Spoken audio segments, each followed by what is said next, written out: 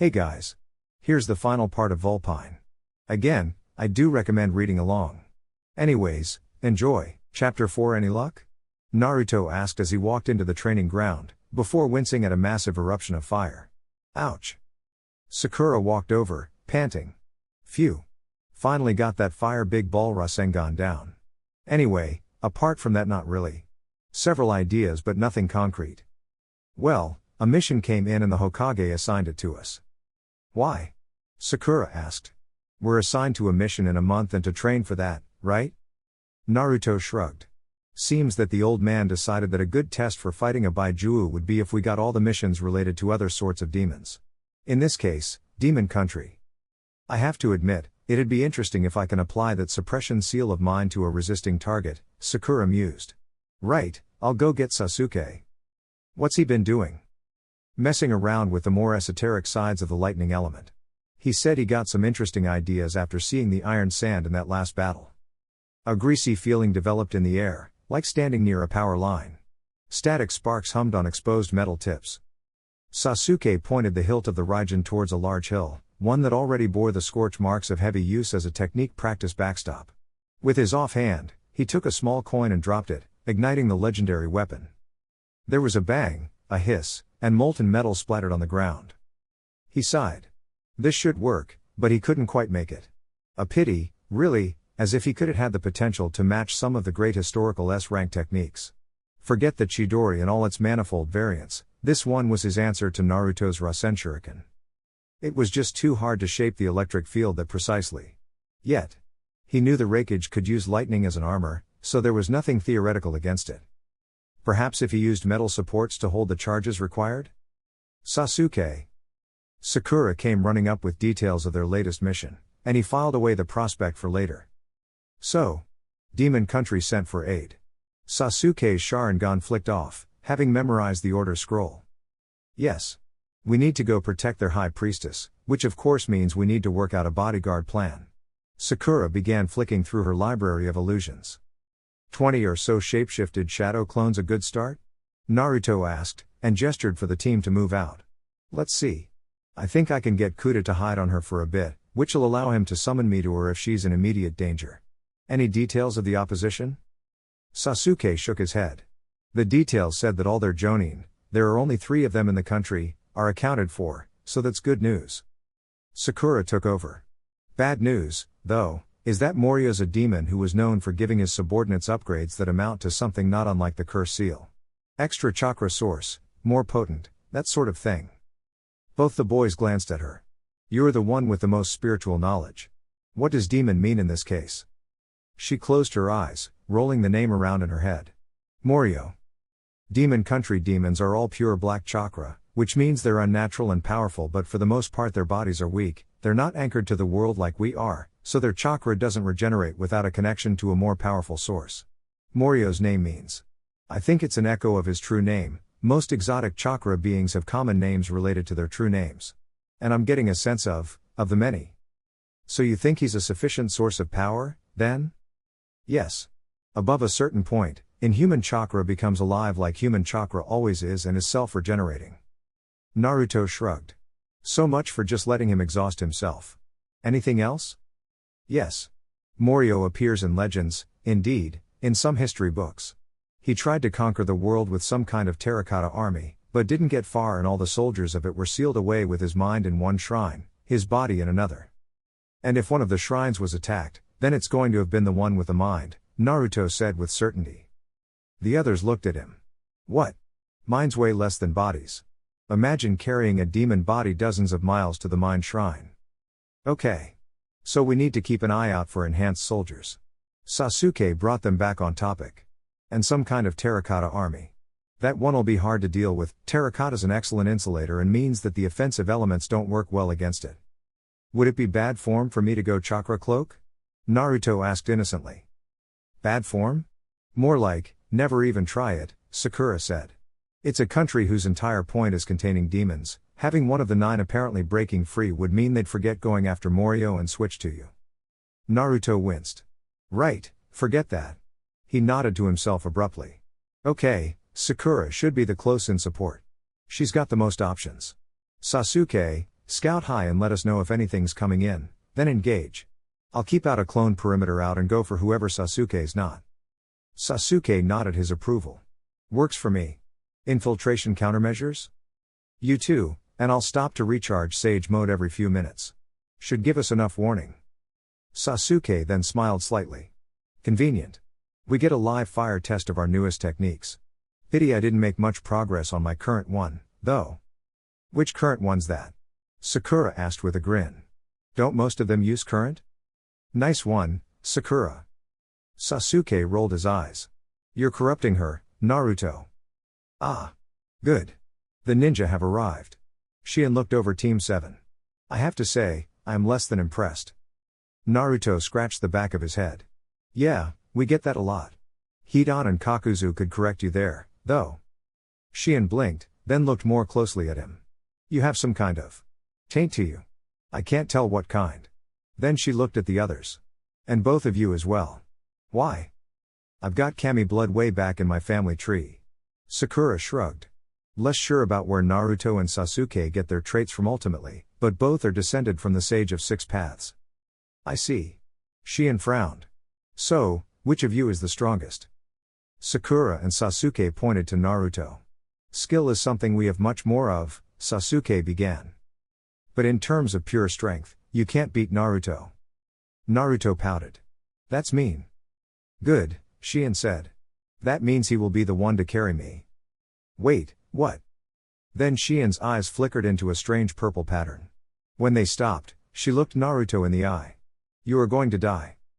Naruto winced, then shrugged. Kinda figured. When?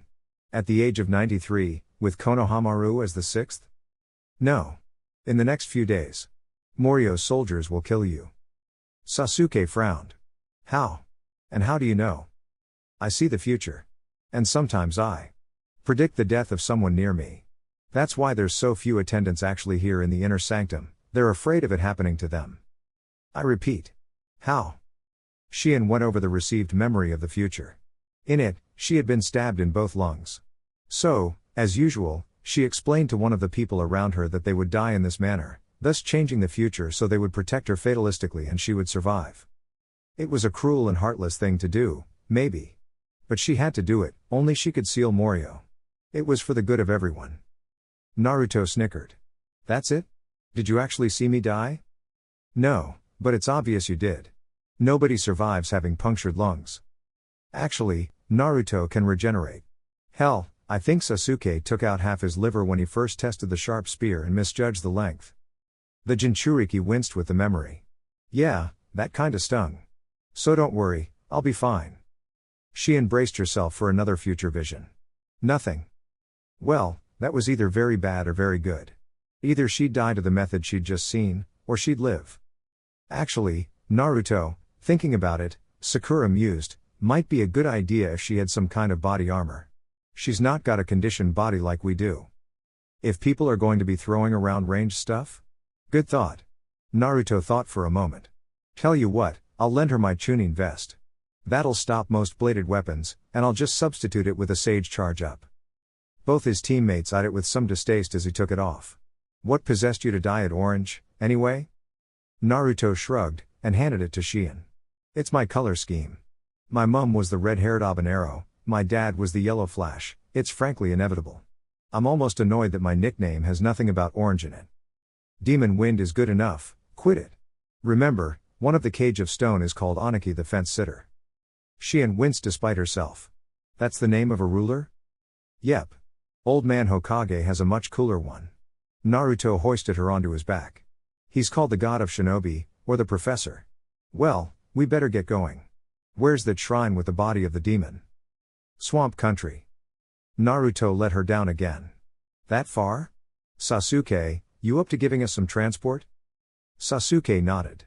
Better do it outside, though. They don't like buildings. Oh, Shion said suddenly. We'd better get Taruo, my arms man. Where's he, then? He showed us into the building, Naruto, Sakura sighed. Wow.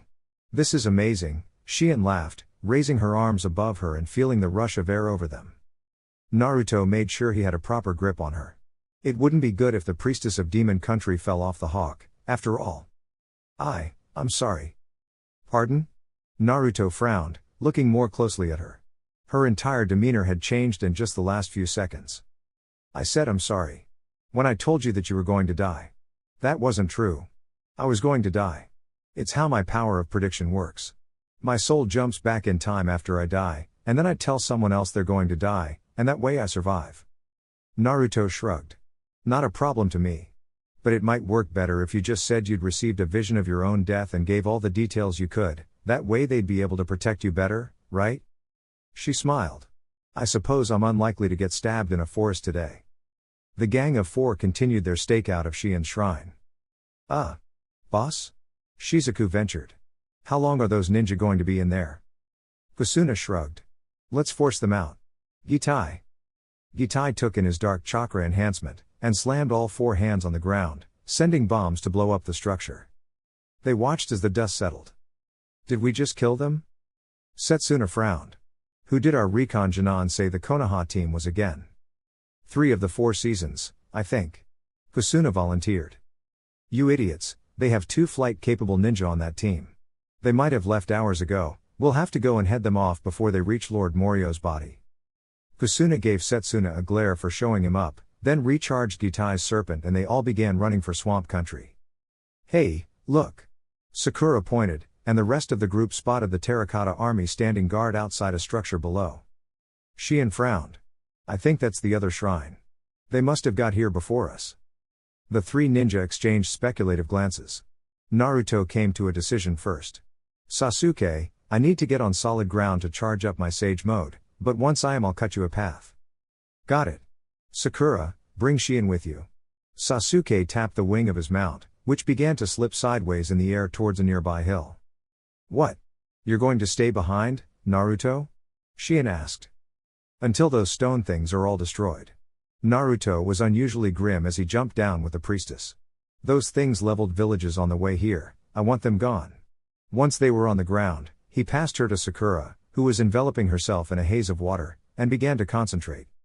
Shien watched, intrigued, as Naruto's chakra morphed into something else unusual, and his eyes slit. You ready, guys? Naruto asked. I'll start blowing them up, then work my way left. You head right. Both the others nodded, so Naruto formed a trio of clones and built himself a Rasen Shuriken. The army of ghosts turned, sensing in some way a new threat to their master. Then some of them blew up. Sasuke's Sharingan blazed. Naruto, you got full destruction of them within 10 feet of the epicenter. 10 feet beyond that their mission killed, but after that the stone armor seems to have stopped the wind chakra doing enough damage. I'd say switch to close in. Got it. One of the 3 clones dispersed, and another 2 formed to continue charging. Okay, 2 wind Rasengan each I think, and I'll do blades. The Narutos leapt into the thick of the battle. Sasuke cloaked his presence with a fairly generic invisibility illusion. The constructs seemed to be more than mere golems, but he couldn't take the risk of the more esoteric Sharingan perception illusion. Glancing over at Sakura, he saw she'd done the same and added a neat little mist trick on top of that, using the droplets of chakra-saturated water in the air to refract her position relative to the mist. Nice. Can you keep that up for long? Sakura nodded confidently. Once the water's chakra charged, it takes very little power to keep it in place. And it's also reconstitutable into a quick cutting water dance. I approve. Okay, I'll go in 5. A massive detonation sounded from the valley below, where one of Naruto's clones had fired off something that looked a lot like the Atsugai technique Kakuzu used. Another, which Sasuke guessed was the original since it had the chakra blades coming from elbows, knees and fingers, began the 3rd form of the fox style, savaging a pair of opponents then leaping back into empty ground to pounce again. Now.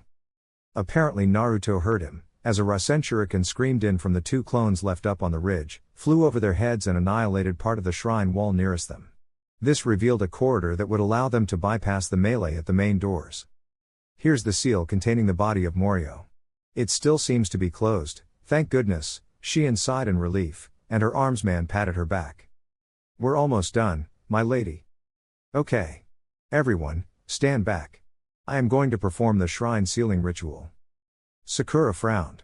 Why? To seal Morio's body? Shien replied uncertainly. Why bother? He's sealed away all right. My understanding is that this version of the ritual is permanent, and will prevent Morio from gaining his body back in any way. Well, if you say so. Sakura muttered to herself. As Shien began, an enormous explosion sounded from outside and Naruto came flying in, hitting a pillar. That hurt. Take this oh. His voice dropped in disappointment. Problem, Naruto? Sasuke asked idly. Stupid kill-stealing clones. Nah, I'm alright. Most of the stone golems are destroyed and the rest are lacking most of their limbs. Good, came a voice. The team's heads snapped around, Sakura's misty sheath beginning to swirl more violently as the boys built up their signature techniques. Oh, no need for that. Yomi advanced from one of the smaller holes blown into the shrine. Everything has worked out as he dove to one side as a wind Rasengan attempted to occupy his torso, then jumped straight into the barrier around Shien's ceiling just before Sasuke managed to electrocute him. The voice of Morio continued as its host body fell apart. The purpose of all this was to hijack the ritual. You see, the true purpose of the shrine sealing ritual is both to unlock my true body, and to merge the participants, who cannot leave the shrine until this is complete. Which one comes out dominant is determined by the strength of their chakra, and that's exactly how I came about in the first place. Your dear mother made me what I am when she performed this ritual. Sakura cricked her neck. Yeah, I'm going to say right now, that's a lie.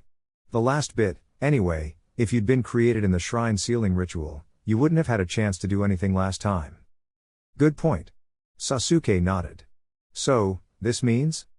We wait for him to take corporeal form, then Shien drops the barrier and we blow him to bits thoroughly enough that his chakra is the weaker one. Sasuke split off a shadow clone, who went to suggest something to Naruto. The blonde nodded enthusiastically and made a horde of shadow clones of his own, before sending them all rushing off outside. The roof blew in as the two Sage Mode clones outside expended the last of their Sage Chakra by blasting the top off the shrine. Was that a good idea? Sakura asked, keeping one eye on Morio as he impatiently waited for the seal on his body to release. Sasuke spun the Raijin. Yes. It's set up. Alright, then. Naruto will be able to explode bits off him with insert A rank technique. I resent that. Naruto called. I'm using Rasen Shuriken. Outside, massive gouts of wind-boosted flame began shooting skywards. S rank, then. And I'll just see what happens if I ram a yokai suppressor onto his face. She flicked through her set of tags. Ooh, I forgot about this. Gold chakra explosive tag. Wait, what? Morio shouted, having overheard her. How is there someone with gold chakra here? I made sure the only one died.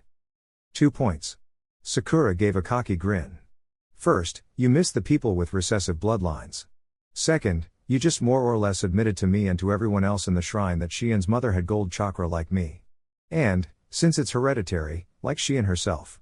Thunder rumbled outside as a huge storm developed. How do you know all this? This lore was forgotten. I have seen and understood all things, Sakura whispered to herself. The seal unlocked, and Morio shot into his body as fast as he could. The great dark mass of evil arose from the pit in which it had been contained, malevolence oozing from it. A quick poof of smoke, and Shien was replaced by a Naruto clone. Go ahead, Sasuke. Sasuke raised the Raijin. Kirin. A great beast screamed, and lightning connected heaven and earth. Naruto was the first to look back at the glowing crater at the center of the shrine.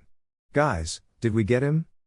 Morio howled, reforming rapidly, but sizzling where his dark form touched the semi-molten stone.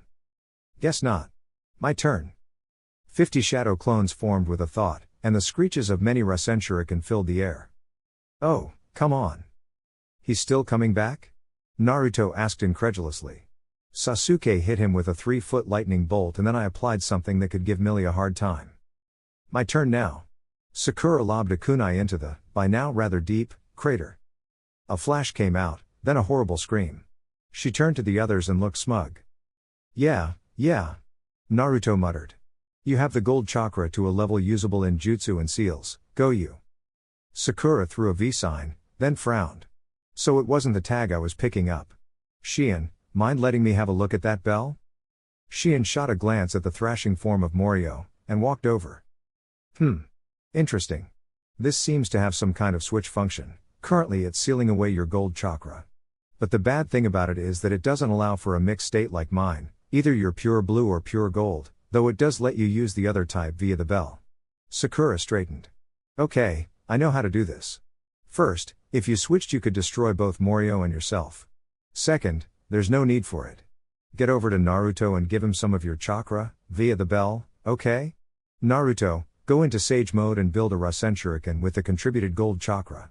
Gold and black in their pure forms tend to negate one another, and that'll make this Rasen Shuriken actually have some bite against him. Do that, and the merger effect will end with Shien in charge. Naruto bashed his fists together, already in Sage mode. Right. Let's do this, Shien. Can you control chakra that's not your own? Naruto grinned. Most of my combat style revolves around it, whether it's from a clone, nature or the... He tailed off. Never mind the last one. So, here we go. Stay down as it forms. Morio finished regenerating yet again. Okay, that was extremely annoying. Where are my 4 ninja? They could be really useful at a time like this. Once more, the screech of a Rasen Shuriken approached. This again? It didn't work last T. Sakura had underestimated the effects. The gold chakra in the Rasen Shuriken reacted with the black chakra of Morio's form like explosives. When the 3 Konoha nin picked themselves up again from the increasingly unrecognizable ruins of the shrine, they saw 2 things. Shien, glowing a faint gold as she absorbed the power of Morio safely, and a hole so deep it looked like lava was coming out. Well, not much point trying to fulfill the plan. Shizuku muttered, staring at the volcano that had replaced the site of their benefactor's body. You think? Setsuna asked. Right, let's just go find some village that's willing to take us in. I hear Kiri still have shortage problems with skilled personnel. Or we could go join Otto? Given our extensive criminal records, Otto sounds better. Kakashi frowned. Run that by me again? Sasuke called down lightning? I call it the Kirin. The strength of the thunderstorm determines its strength, and it costs essentially no chakra. Definitely a good finishing move. I see. And it worked to at least temporarily damage Morio. Good to know. Now, what about that seal of yours? I decided it would be easier to just blow Morio up repeatedly so that Shien could absorb his chakra. It's helped in one way. Her chakra reserves are now respectable enough that she could probably undo the bell seal in another couple of years, and from there it's not far to ascending. It is my judgment that her descent stems from Ame no Uzume. Bringer of Dawn. Interesting. Well, I'll let the Hokage know what happens sometime this month. Naruto shook his head. You have no concept of the chain of command anymore, do you? Only where it pertains to my subordinates, which you 3 still are. He looked contrite for a moment. Just. Naruto. Trouble. Naruto looked up from where he was monitoring 1,000 or so clones trying to create a tornado. What is it, Sasuke? Sakura flickered into the area. Apparently Konoha had some trouble before we got back with ninja on flying machines. Well, they're on the way again, and a mission team Kurenai were on seems to be mixed up in it. Gotcha. Kind of. What mission were they on? Escort. Some girl called Amaru showed up to help Tsunade heal everyone, and we offered her an escort back home. But there were complications. She was shadowed by Sky Ninja, and they destroyed her village while she was away. Naruto suddenly looked northeast, cutting Sakura's explanation off. Never mid, I think I know most of the rest. She was shunned growing up, she had a demonic beast inside her, and despair set it off. Sakura looked startled. Yes, that's what the report said they'd managed to infer. How? Millie's awake. Big blast of yokai from the northeast, and it's not one she's familiar with. Sasuke picked up on the terms. Yokai specifically? Yep. And she should recognize any yokai on the planet. But it's also got some of the properties of that black chakra Morio had. So that's how you were able to tell the rest? Yep again. Jinchuriki territory, alright. Sasuke, get us some height, I don't want to have to fight whatever's coming inside Konoha itself. Sasuke nodded, slashing at his thumb in a practiced motion.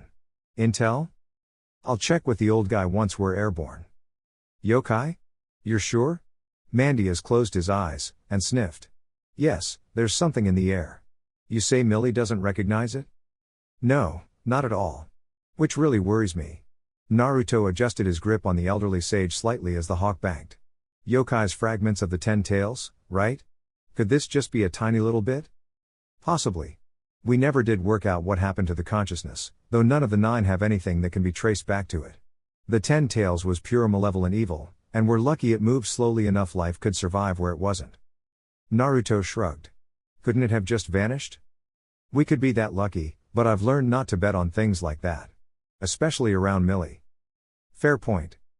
Everyone was silent for the next few minutes as they headed towards the direction Naruto had pointed.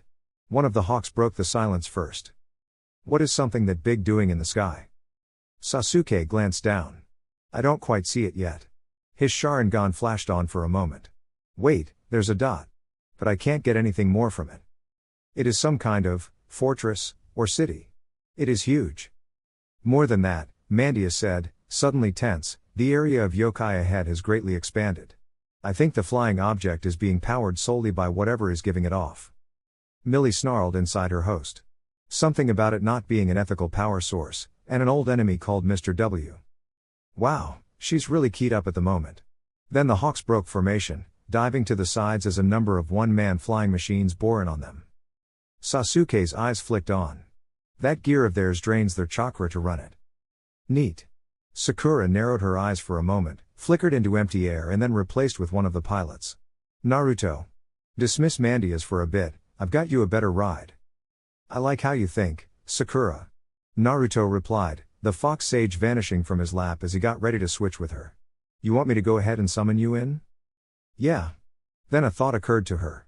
Just be careful how much you pump in, alright? Don't blow this up. Naruto winced. Good point. Okay, 2, 1, go. A horizontal comet flew straight into the forward superstructure of Anchor Vantian, and exploded. Naruto tumbled from the wreckage, coughing. Damn it, still too much. He steadied himself, landed in a crouch, and bit his thumb. Summoning, transport. As his foxes, then his teammates, appeared in puffs of smoke, Naruto connected himself with the natural world and entered sage mode. Summoning, again. Mandia shook his head. You and your silly comments. He closed his eyes and entered sage mode himself. Yes, there's definitely something very powerful here. There's also. He paused. They're familiar. The boy with the half-dog bloodline, the boy with the hive and the Hyuga girl. Sakura blinked. You remember Hinata's family name but not the others? She's got a dojutsu, those are important.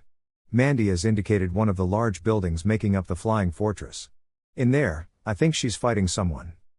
Hinata spun away from a shockwave of darkness, executing a nearly instantaneous kaiden to deflect the attack, and body flickered behind Shino to attack. He created a shield out of shadow arms like the leech had, stopping her from targeting his tenketsu, and she danced back out of close range to refocus. Things weren't good. Kiba and Shino had been caught with a darkness wave earlier and were incapacitated. Poor Amaru was still recovering from having the beast forcibly ripped out of her, and her own Juken attacks were being easily blocked. Always blocked, though. Never dodged. Idea. She darted back in, chakra building in her hands, and a palm strike flashed out. As normal, he created the shadow arms of the leech and blocked her. So she took one of those arms, anchored herself to the floor, and used those points of contact to swing in a lion fist charge to about her maximum safe level.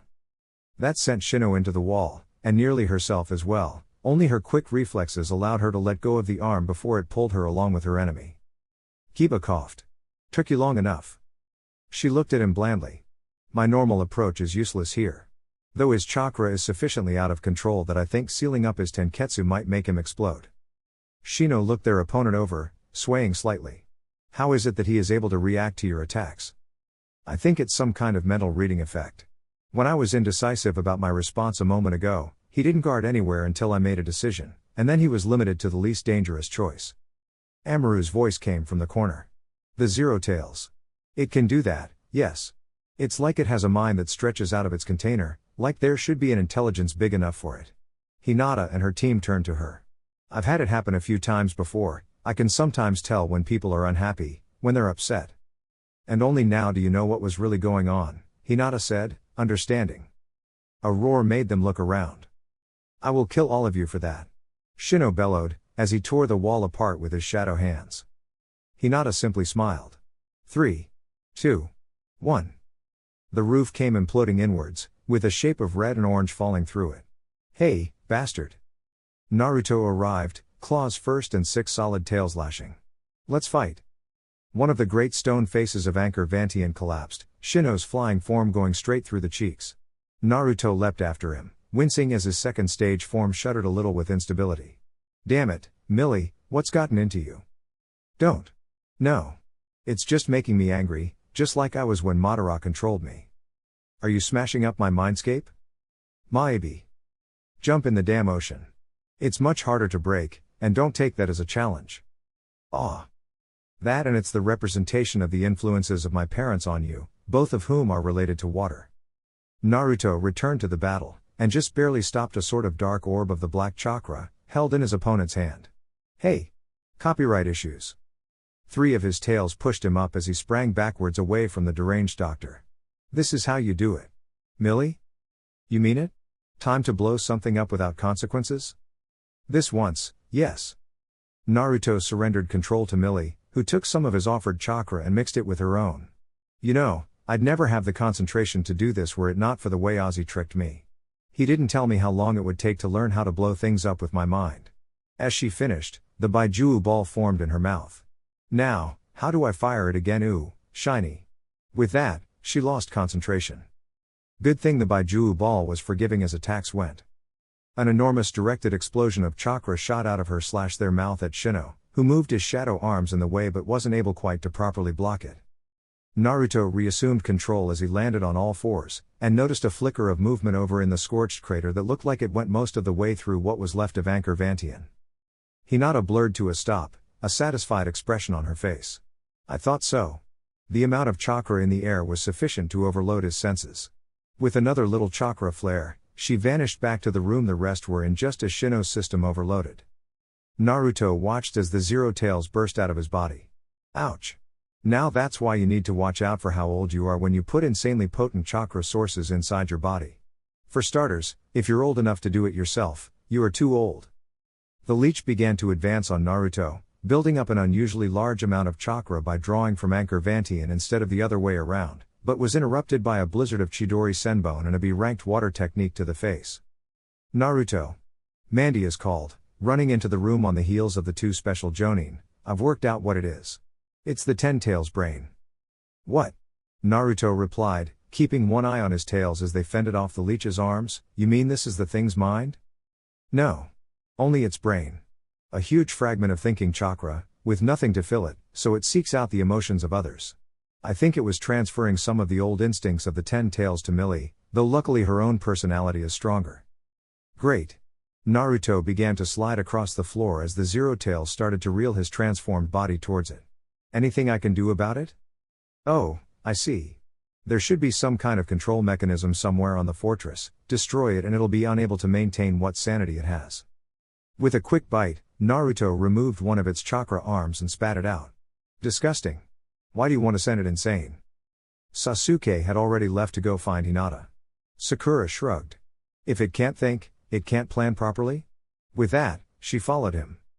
I have to admit, it's the best plan so far. Damn it, stop trying to remove those. Naruto briefly reabsorbed a tail to get the dozen or so hands clinging to it to let go, then remanifested it and bundled them up with it. I'd love to actually let loose on it, but like this my choices are basically physical combat or 100-foot crater, and it's moving too damn much to aim. At least Shino was kind of slow. He glanced over at his summons. And you're not helping. Aya shrugged. Big fights are cool. Nii looked across at her fellow summon for approval, and took some of the food he'd taken out of nowhere. Mandias looked disapprovingly at the bucket of popcorn. Be that as it may, Naruto, there is no need to worry. You're drawing on so much power compared to it, that the Zero Tails can't possibly do any permanent damage to you. That doesn't make it hurt less. Naruto's voice cut off in a yelp as one of his tails gore pulled especially hard. I knew there was a downside to transforming like this. At least your skin hasn't exploded. That was a possibility for this few tails. Now you tell me. Abruptly, the Zero Tails' arms all went completely stiff, flinging Naruto towards a wall, which collapsed when he hit it, adding to the general rubble, and it screamed. Finally, Naruto said, shaking his head to clear it, then inhaled massively. I hope this works. His tails came up around his muzzle and he exhaled a great blast of chakra-laced wind. The 6 tails caught the stream of air and added rotation to it. Spiral Wind Cannon. The original attack that he'd learned off the Forbidden Scroll all those years ago hadn't been very clear on how it was to be executed, and every other time he'd tried it hadn't worked. The main problem was just that he couldn't work out how to add the rotation before it left his mouth without destroying said mouth, and afterwards it was usually too late. By the relatively low stability of the vortex that he produced now, actually, it wouldn't have worked with fewer than 6 tails to get it rotating. But it was enough to tear a hole right through the body of the 0 tails, and it began thrashing about wildly in what were clearly death throes. The entire structure shuddered as something important broke with a sizzle. Anchor Vantian began to list. Naruto raised what was technically a paw. Abandoned ship? Aye. The 3 foxes replied in unison, and vanished in puffs of smoke. The Jinchuriki loped for the side and leapt off. Well, they say cats land on their feet. That's true for foxes too, right? Wham! Ow! Naruto rolled upright, shook himself, and released Millie's chakra, with a wince at the feeling of his chakra paths contracting. He shrank back from the 15-foot or so fox form he'd been into his normal human shape. Man, I didn't pay Jiraiya enough for the seals on these things. He grinned, checking that his clothes were all still there. Right, where are the others? This is all quite worrying, Mandias agreed, seated on his haunches. If the brain of the 10 tails survived separate to the other pieces, then it's possible, that the intelligence did so as well. Does that mean something bad for it now that we killed the leech? Naruto asked. To be honest, I have no idea. It might interfere with any plan to put the 10 tails back together again, or it might make it easier. We can't tell. Lanny had looked unsettled for the last few minutes. Mandias, I have a problem. I think some of my records may be inaccurate. I was looking into them to see what we had on Madara. Sasuke's eyes narrowed for a moment at the name. Who was our first summoner?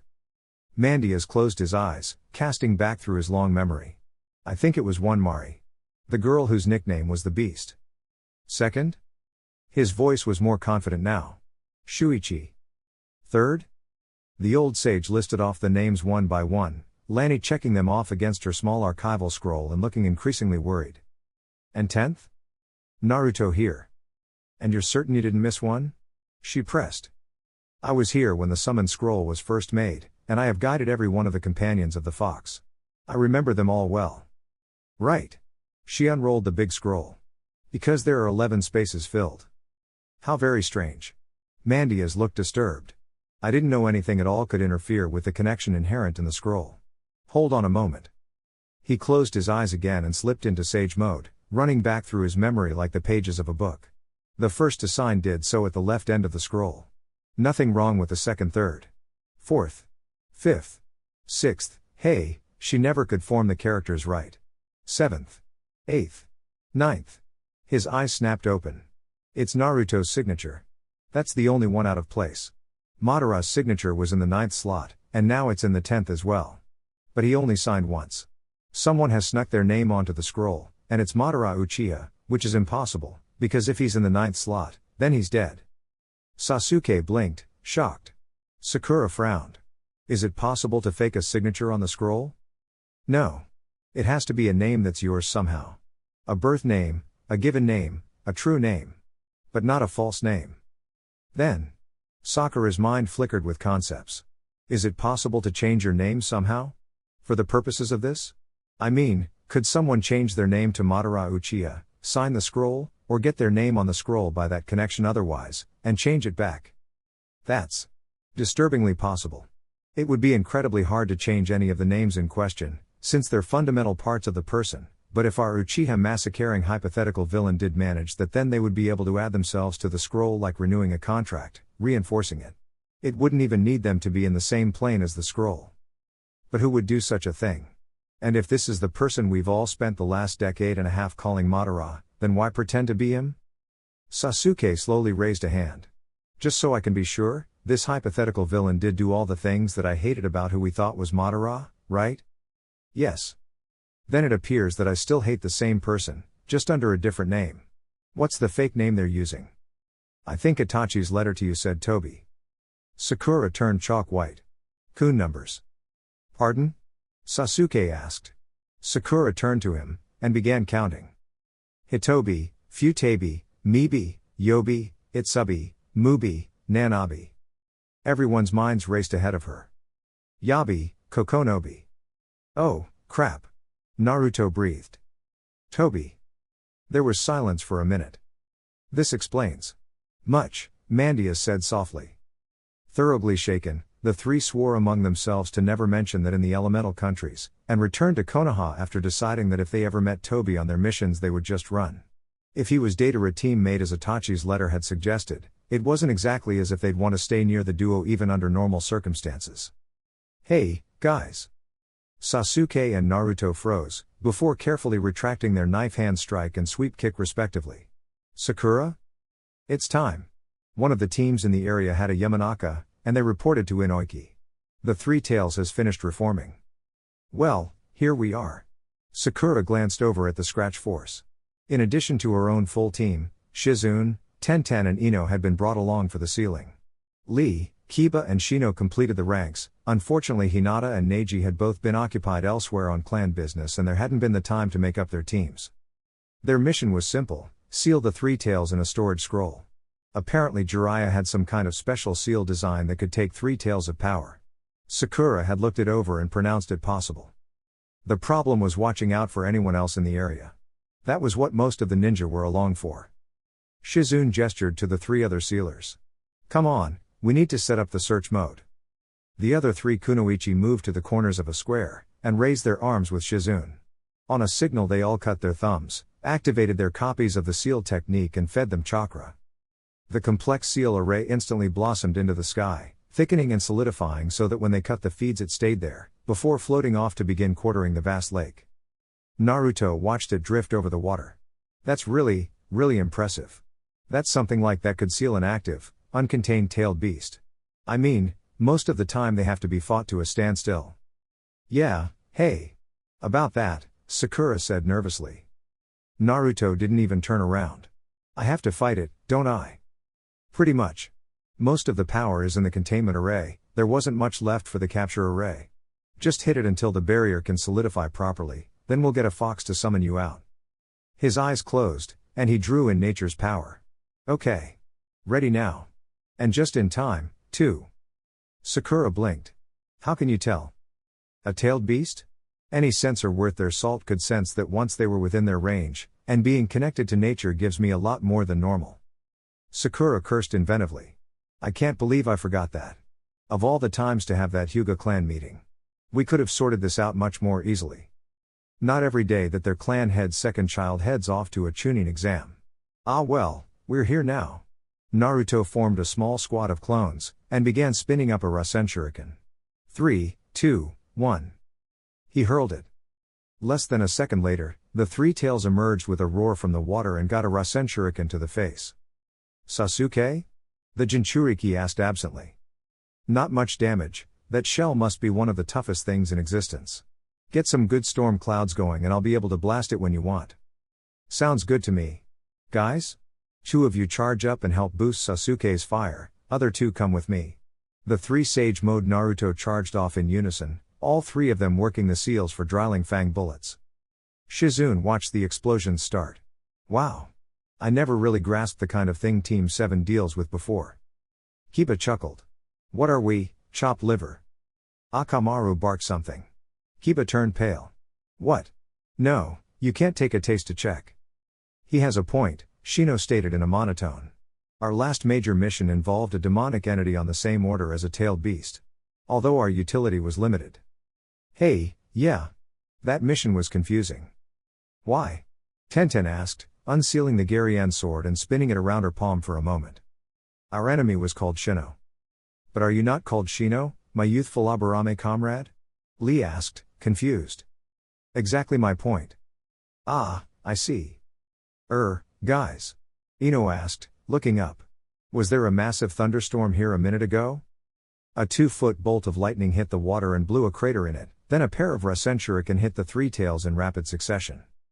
Naruto dispelled the last of his charging clones. Damn, not long left. Sakura. I've got 2 options here. What are they? She called back.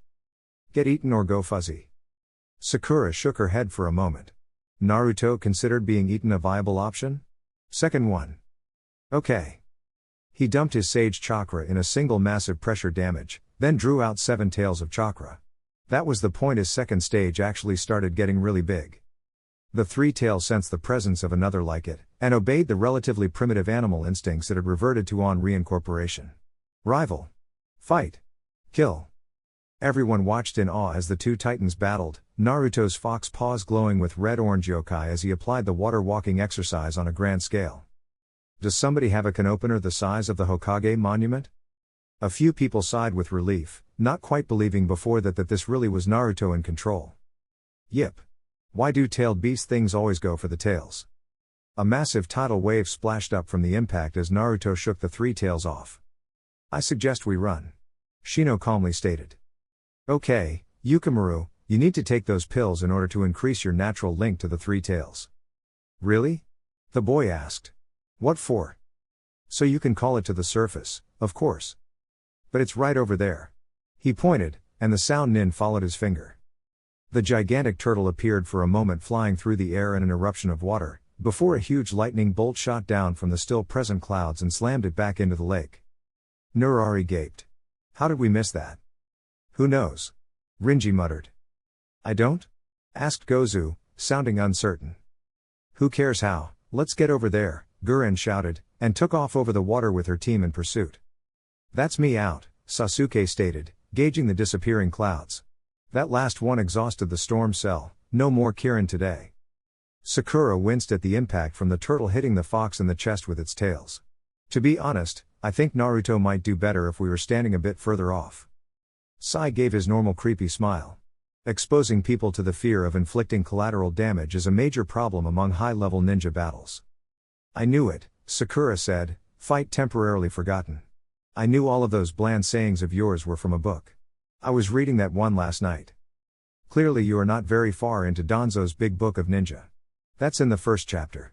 His smile changed slightly. Though I think the third chapter is more appropriate here. There's a quote that says, if most of the force is on the sidelines, 9 times out of 10 the battle gets bigger. Attack. The team spun, seeing Guren's squad approaching. Oh, look. Orochimaru's experiments. Sakura cracked her knuckles. Earth, fire, water and 3 unknowns. One of them has a keke. Toru. Toru? 3 elements? Yes. The leader, the woman with the green coat. There's earth in there, but I can't quite tell the other 2 elements. Possibly it's like ice with earth added. You want to take her, or should I? You do it. The earth and water outweigh the wind, her element is vulnerable to electricity, if it follows normal rules. Sai drew his sword in one hand and his brush in the other. Sakura. I will engage the one with the grenade launcher. Got it. I'll deal with the gas mask guy. A swirling mist of water built around her. Hey, Kiba shouted. What are you guys looking at? Sound ninja. Sakura called back, and advanced wrapped in thin streamers of high-speed water. Now she tells us. Kiba tossed his head. Come on, guys. Flawless Crystal met Chirping Blade, and gave way to it. Guren scowled, discarding her lance. Damn you. What is that? It's called the lightning element. It is weak to wind, and strong against earth. Water enhances it. I didn't mean that. Oh, the sword. Not telling. Sasuke spun away from her next attack, a salvo of crystal shuriken, and flickered behind her. Crystal imprisonment wave. That Sasuke dissolved into nothing as the attack hit it. One-handed hand seals. I see. Electric aura armor. A curtain of electricity sprung up over the body of the original, who hadn't moved. Am I right in thinking that since electricity disrupts the structure of your element, then your indirect attack entrapment techniques don't work now? Guren frowned for a moment. God's crossings. A series of clear crystal obelisks erupted from the ground in a line marching towards Sasuke. When the final one was about to appear directly under him, he gave a little smirk. Nothing appeared. Thought not. Why didn't you even dodge? Don't underestimate me. Sharingan. Guren flipped through a series of hand seals again. Jade Crystal Wall 8th Formation. Lightning Element. Jade Crystal Prison. Lightning again. Guren almost snarled. Pulling up a massive amount of her remaining chakra, she slammed her hands on the ground. Jade Crystal Labyrinth. An enormous, gemstone-shaped prison formed around Sasuke, coming together from a number of flowers in seconds. Sasuke experimentally pushed the Raijin into the wall, and it sizzled but only broke up a small area. On removal, the area healed up again. Interesting. The large structure disperses the electricity. Guren's voice echoed through the maze. Give up. You can't keep up that lightning armor forever, and your Sharingan is no help here. There's too much to see, not too little. I'm not just my eyes. Sasuke's free hand began to chirp, and the Raigen's edge lengthened. An important principle is that you can't just maintain something with no cost. And I imagine that this enormous cage of yours takes up a lot of chakra to maintain, even without having to repair it. So, how much chakra do you have? Sasuke barraged the walls with Chidori Senbon, then stabbed the enlarged Raigen into one of them. And in a labyrinth, the way out is just to keep your hand on one wall. Sakura frowned as she ran into a dense smokescreen. The fire user was clearly more skilled in indirect arts than most fire nature wielders. Seriously, how many ways did you need to set something on fire? But her water nature made her a hard opponent for any fire user, and true sight made a smokescreen worse than useless. She coughed. Well, if you remembered to cover your mouth, anyway. A quick improvised water technique and the soot left her lungs, and moving her water-soaked forehead protector band across her mouth dealt with any more on the way. Who are you? A voice ghosted out of the mist. Sakura ignored the direction it was coming from, closing instead on the real Kidri. Nobody develops water techniques for that specific a situation. Smoke clones loomed out of the mist, and his voice continued. It does not matter. You cannot fight an enemy who is like smoke. The swirling aura of mist around Sakura abruptly sharpened, becoming thin razor blades that spun in an intricate pattern. Cutting water dance. Hey, you see, that doesn't work. The smoke clones just reform, and, hang on, shouldn't the technique have ended by now? Binding smoke prison. Sakura blinked, shifting her other element from fire to wind. Dispersion of water. The watery streamer slowed, joined into a continuous bubble, then blasted outwards in all directions. Kidri staggered back, startled, as it began to rain black water. That picked up all my smoke particles. I know. That's why I did it. Exploding flame shot. Kidri rubbed his hands together for a moment, then produced a shower of fireballs and shot them at Sakura. Take this. No, thank you. Analyzing the chakra release, Sakura determined what he was doing to create the fireballs like that. Neat. I have to say, water rose up in front of her to block the fireballs. You've got a much more diverse selection of fire attacks than most people I run into. Here's one of mine. I thought you were a water type, he shouted. That and wind. How are you going to? Sakura blinked, and the water shield fell away. The next fire shot hit her and splashed off her, thanks to her fire aspect's fire resistance. Dance of the firestorm. Just like the water had earlier, the fire and wind wrapped around her body, screaming with speed and power. Then she vanished. Kidri took a moment to work out where she'd flickered to, and that was too long. Her snap kick took him in the right kneecap, and the hungry flames took him. That was less than pleasant. She shuddered, switching back to water and washing off. Then she staggered. Wow, that took more out of me than I thought. Suppose it must have been overwhelming as chakra in the smoke. Dark smoke sphere. Sai batted away the grenade that was headed closest to him, and unfurled his scroll. I see you use smoke attacks. Is there a reason for that? Huh? Now, tell me about your mother. Sai put brush to scroll. I've been trying to work out how Naruto does his friendship attacks, but all the psychology books seem to go on about something that hardly seems related. Kiho shook his head in confusion. I don't know what you're trying to talk about. Clearly. Was that an insult? Yes, Sai continued painting. I don't have to take that from you. Smoke dragon. Smoking does not make you look cool, and I shudder to think where the dragon bit comes from. Sai flourished his scroll, producing an ink griffin from it, and nodded appreciatively as it swallowed the smoke dragon whole. My attacks are water-natured. Water makes it so that smoke is washed out of the air. You are out of moves already? That is sad. Sai gestured forward. Get him. Wait, no. Please. You shot me with a grenade launcher. Sai shrugged. I have no sympathies. Tenten shook her head sadly. Bats? Really? You sure you want to do this? Rinji shrugged. My bats are useful. Oh, I'm sure they're a good utility power, it's just that. They're regular bats. Not even large. Really? Well, can't you hear something? Just on the edge of hearing, this ringing sound? Makes you feel woozy, makes you feel. Kiba and Akamaru kicked him in the head. Shut up. That sounds like a dog whistle going wrong. Tenten blinked, then shrugged. Works for me. Shall I finish him off? Go ahead. She unfurled a scroll.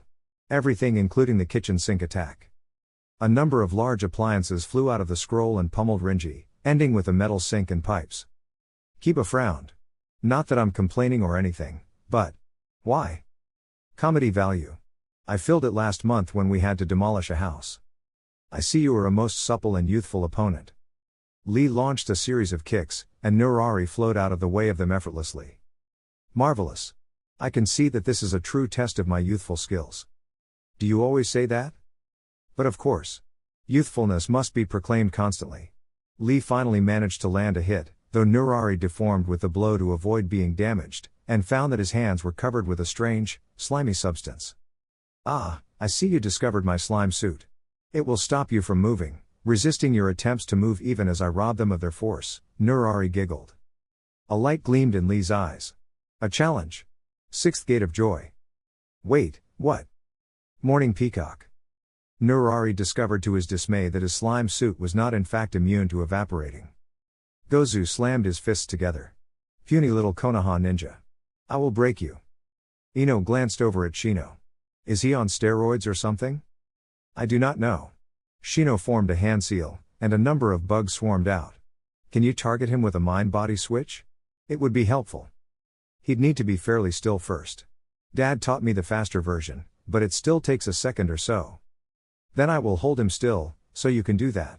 His bugs coalesced into a pair of clones. Iron Mountain leaning. Ino watched his attack. How does that even deserve a name? It's a tackle. Shino strained, trying to hold the larger ninja as his muscles swelled alarmingly. Now, please. Oh, sorry. Mind/body transfer. Gozu struggled for another second or two, then stopped and grinned. Done. Very well. Shino released the possessed ninja. Please hold still. A few orange-red ants crawled out of his clothes. These are the single most venomous insects that do not naturally enhance their venom with chakra. I have enhanced them with chakra. They will sting the body of this ninja so that he will die, then you will leave his body. Got it. Ouch. Ow. Ow. Those things hurt. Usually that is the primary purpose of an insect sting in any case. The venom will take effect shortly, and your technique. Ino's body jerked back to life. In the intervening time, it had fallen over and begun floating in the lake. Damn, that was rough. Gozu seized up and keeled over. Sasuke came to a blind wall. If I have this layout correct, this is going to be the center through here. Go away. Leave me alone, I'm tired, Guren mumbled, almost out of chakra. The Raijin carved through the wall. Surrender, and you'll get to live, though you're not going to be using any jutsu anytime soon. Why are you sparing me? Because you're the leader of this team, and you presumably know a lot about Orochimaru's plans. Sasuke swung his legendary sword, and Guren let out a short cry as it sliced off the two last fingers on each hand. That should stop you from performing any hand seals. He picked up the fingers, and sealed them into a spare scroll. If you cooperate, you may get them back. The crystal labyrinth dissolved. Sasuke looked over to the main fight. Naruto. How much more? Naruto had pulled out an additional tail at some point, and had the three tails in a choke hold. I think it's weakening. His eyes flickered up. But I broke the containment seal. Probably when I had to use a Baijuu ball against this guy. The turtle thrashed one final time and stopped moving. Shizune called to the sealing team and got them to rally to her. Quick! Before it recovers. Finally, Sakura sighed, leaning on Sasuke for support. The technique had taken hold, and the three tails was trapped inside the barrier. Naruto slumped down next to them. Tell me about it. I'm just about wiped out after that. Channeling that much chakra for that long burns. Everyone else isn't in much better shape either, Shizune said. Tenten and Kiba are in the best shape, then Sai, Shino, and Ino, but everyone else has hardly any chakra left and Lee's muscles are badly overstrained. Sasuke glanced at the hilt of his sword. Were it not for that, I'd have run out of chakra there. Still, we won, Naruto said. And that means... A flicker of motion slammed into his side and exploded. Sasuke's hand grabbed the Raijin so fast it looked like he'd flickered it into his hand. Akatsuki attack. A second explosive came in and he sliced it in half before it detonated. Naruto. Shizune ran over to him. It didn't look good. The explosive had been a small one, but it had blown his arm off at the elbow and he seemed to be going into shock. We've got to get out of here, Sakura said quietly. They're after the three tails, and we can't contest it. Not with only Sasuke still in fighting shape. I hate to do it, but you're right, Shizune said. That all this was worthless, though. It wasn't worthless. We stopped Orochimaru from getting it. True. Everyone. Retreat to the rally point. Toby waved at the retreating Konoha ninja. Goodbye. Come again soon. Toby, you really annoy me. Do I, senpai? Toby asked innocently. Is that a good thing? Shut up. Deidara took a scroll out of his jacket. Time to blow this barrier wide open, yeah. Ooh. Is that one of the big fireworks? Yes, Toby, it's a firework. I see. Sarutobi shook his head sadly. It's a pity that we couldn't deny Akatsuki the use of one of the Baijuu, but we have at least managed to obtain useful information on my former students' plans. Oh, how is Naruto? Still unconscious. Did someone get the number of the Baijuu that ran me over? Naruto muttered, as he came back to woozy awareness. Then he spotted his arm. Oh. Right. Better deal with that first, then. Closing his eyes, he concentrated hard. Slowly, with a few stops and starts, he shapeshifted his arm back to normal. Erg. That took a lot out of me. Shizune came in. Naruto, you're. How did you do that? Regeneration. Now, I'm starving. Regrowing an arm does that. And what the hell happened? Well, that sucks. Tell me about it, Sakura sighed. All that effort, and then Akatsuki come along and steal it. I suppose so. Though at least we got out of there before they managed to learn anything about us. Itachi coughed wetly, then looked at the blood-spattered hand he'd covered his mouth with. As expected.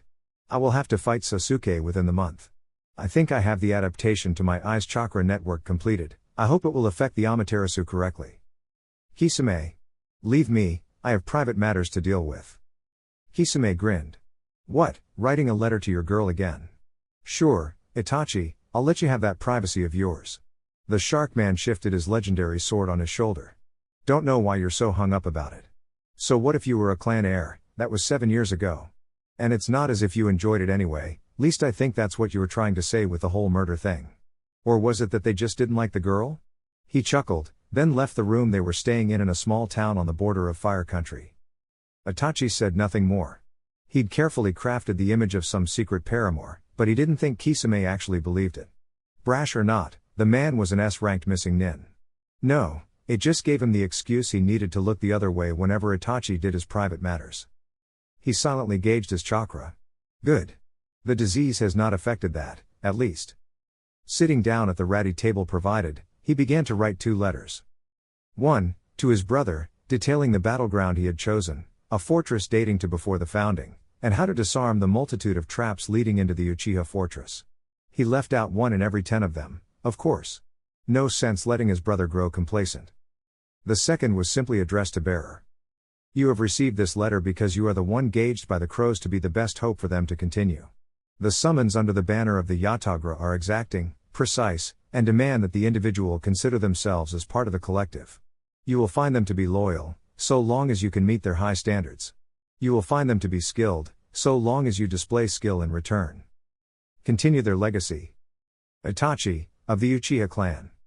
He carefully rolled up both letters into scrolls, then his hands flickered through the hand seals of summoning at the kind of speed that explained why he was, even now, dying of lung cancer and with his eyes barely able to see in black and white, still worthy of the name he'd been called in Konoha.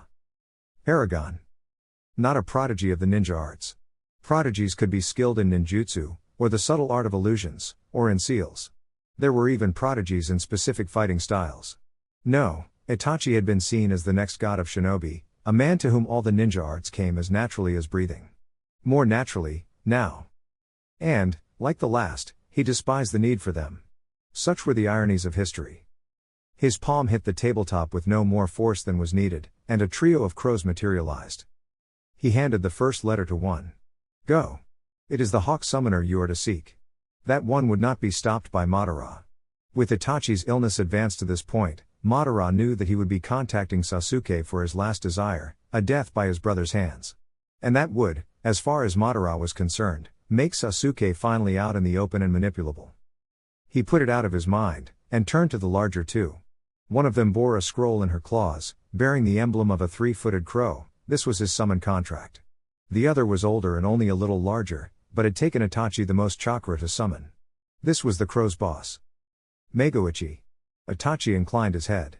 The term was part name, part title. The leader of the crows was always Meguichi, and their previous name never referred to again. Itachi. Why? It is time. I will not last out the year. You must find another. Indeed. The younger crow looked out the window. Itachi raised his hand, and the Meguichi laid a wing on her back. No, Sayaka. She frowned, then nodded. I see. A messenger is one thing, but this another. One of the reasons Itachi prized his summons was their keen intellect. Like him, they rarely needed many words either to say or to hear. I will summon Sayaka and yourself as part of my murder in my next skirmish. Let Madara think I was ill. And made a mistake. Hence the unusually high chakra cost. Yes. Seek out the summoner best for you. My preference would be Konoha. But I would not mind if you went elsewhere. The words did not need to be spoken. We will do as you request. Let the red bell toll once more. Once more, the Uchiha nodded. This time in memory of when it had tolled for him. Is he ready? Meguichi cocked his head. Close. The transplant is done. It will be 3 months before the eye is recharged. So be it, then. With that, both crows dispelled themselves. Chapter 5 Sasuke unrolled the scroll, and blinked. I see. What is it? Wordlessly, he passed it over to Naruto. Oh, I see. Well, we'll help you get there. I know you don't want us interfering in the fight itself, but you know we'd do it in a heartbeat if you did, right? Yes. And. Thanks. Sasuke closed his eyes for a moment, then stood up. I have some equipment to gather. Oh, what is it? I am an adult by the laws of the Uchiha clan, because I can perform fire ninjutsu, but I am not a ninja by their laws. This is my last chance, my only chance, to rectify that. Uchiha ninja, true ninja, bear the Sharingan. They are skilled in its use, in ninjutsu, genjutsu, taijutsu, and the common Uchiha tactic of knocking down the shuriken an opponent uses with their own. And you're all those things. Yes. Which is why I must prove it to another ninja of the clan, and be officially recognized. Naruto was silent for a moment. I think I know what you mean. It's important to do things properly. Then he clapped his hands together. Still, no time like the present to get started, is there? And we'll need to be ready, as well, because Itachi has Kisame as a partner and we'll need to keep him busy. Do you think he'd react well to a windfire Rasengan? Or to a fire-boosted Rasen Shuriken? I neither know nor particularly care. Excuse me. Sasuke walked to the edge of the training ground and blurred into sunshine. Naruto shrugged, and formed a clone that shot off to alert Sakura and Sai. Hopefully the albino ninja would be available, for air cover if nothing else. Okay. Sai, I think we're going to need you overhead, watching for Akatsuki members other than Itachi and Kisame. Sasuke, I've left 3 foxes in Konoha with orders to summon you back as soon as one of them disappears. Summon Aya to get back there, and take Itachi's body or at least the eyes. We can give him a decent and honorable burial if you get the body. I understand. Good. Sakura, we're likely going to end up fighting Kisame. Do you have any of those fancy seals that allows water breathing? No, Naruto, but I do have some of Tenten's oxygen pills. Just take one at the start of the fight. No need for a complicated solution. Fair enough. How do these work anyway? They're dehydrated air. Oh, okay. Sai leaned over to Sakura. I do not think that is possible. Is it? No. But they're really fairly complex and he operates on simple explanations. I see. An example of what is commonly known as lies to children. You explain in a way that the subject is able to understand. Anyway. Sasuke, where are we headed? The Uchiha built a number of hideouts around the countries during the Long War. This particular one is the 8th, built by Uchiha Madara to commemorate his becoming the leader of the clan, and now that I think about it, to commemorate his contract with the fox as well. The symbol is of 8 swirls surrounding the kanji of fox, though I imagine he was a little saddened he couldn't have made it the 9th hideout and matched it to his number on the contract. Regardless, it is in a strategic location in the forests of Fire Country. Sakura frowned for a moment. You presumably mean, a strategic location in the absence of the forests. A trade route that was then rendered inaccessible by the forest creation? Possibly. It did begin as a fortress, and transitioned into a hideout. Maintaining them was for formality only, or so the clan as a whole thought. Right. Lead the way. Sasuke nodded, checked his equipment. In addition to the normal loadout and his Raijin, he also had an enlarged shuriken pouch and a number of storage scrolls, and leapt off into the distance. Danzo lifted up a sheet of paper, and looked at it more closely. His Urin? Have you seen this? What is it? Uzumaki, Haruno and Sai are investigating rumors of Akatsuki activity in Fire Country. That's hardly unusual. Is Sasuke with them? That's just it. Danzo handed over a second scroll. He's applied for 3 days bereavement leave over the death of his brother, and another 4 convalescence. Sarutobi quickly worked it out, and sighed. Oh dear. Well, at least it's a matter outside our jurisdiction. Sai stooped out of the sky on one of his ink birds, sword drawn, and impacted hard on something in a small depression off to the side of the rest of the team's route of travel. That's going to be Kisame. See you, Sasuke, Naruto shouted, forming clones. Sasuke inclined his head slightly, and was gone within a second. A pair of great breakthroughs and a fireball shot through the intervening trees towards Sai's targeted location as he ascended away on a bird, looking somewhat the worse for wear. Water just followed him, for a moment, until the attempt to turn Kisame from sushi into a more well-done fish dish arrived. Well, Sakura? Nope. He caught it in Seimata. The 2 special jonin jumped aside as a high-pressure, very thin stream of water cut down some nearby trees. I miss Sasuke already. And I keep telling you, I haven't worked out how to aspect lightning yet. It's not as easy as Sasuke makes it look with his broken sword. Can it repair? Naruto frowned, a clone disintegrating under water bullets.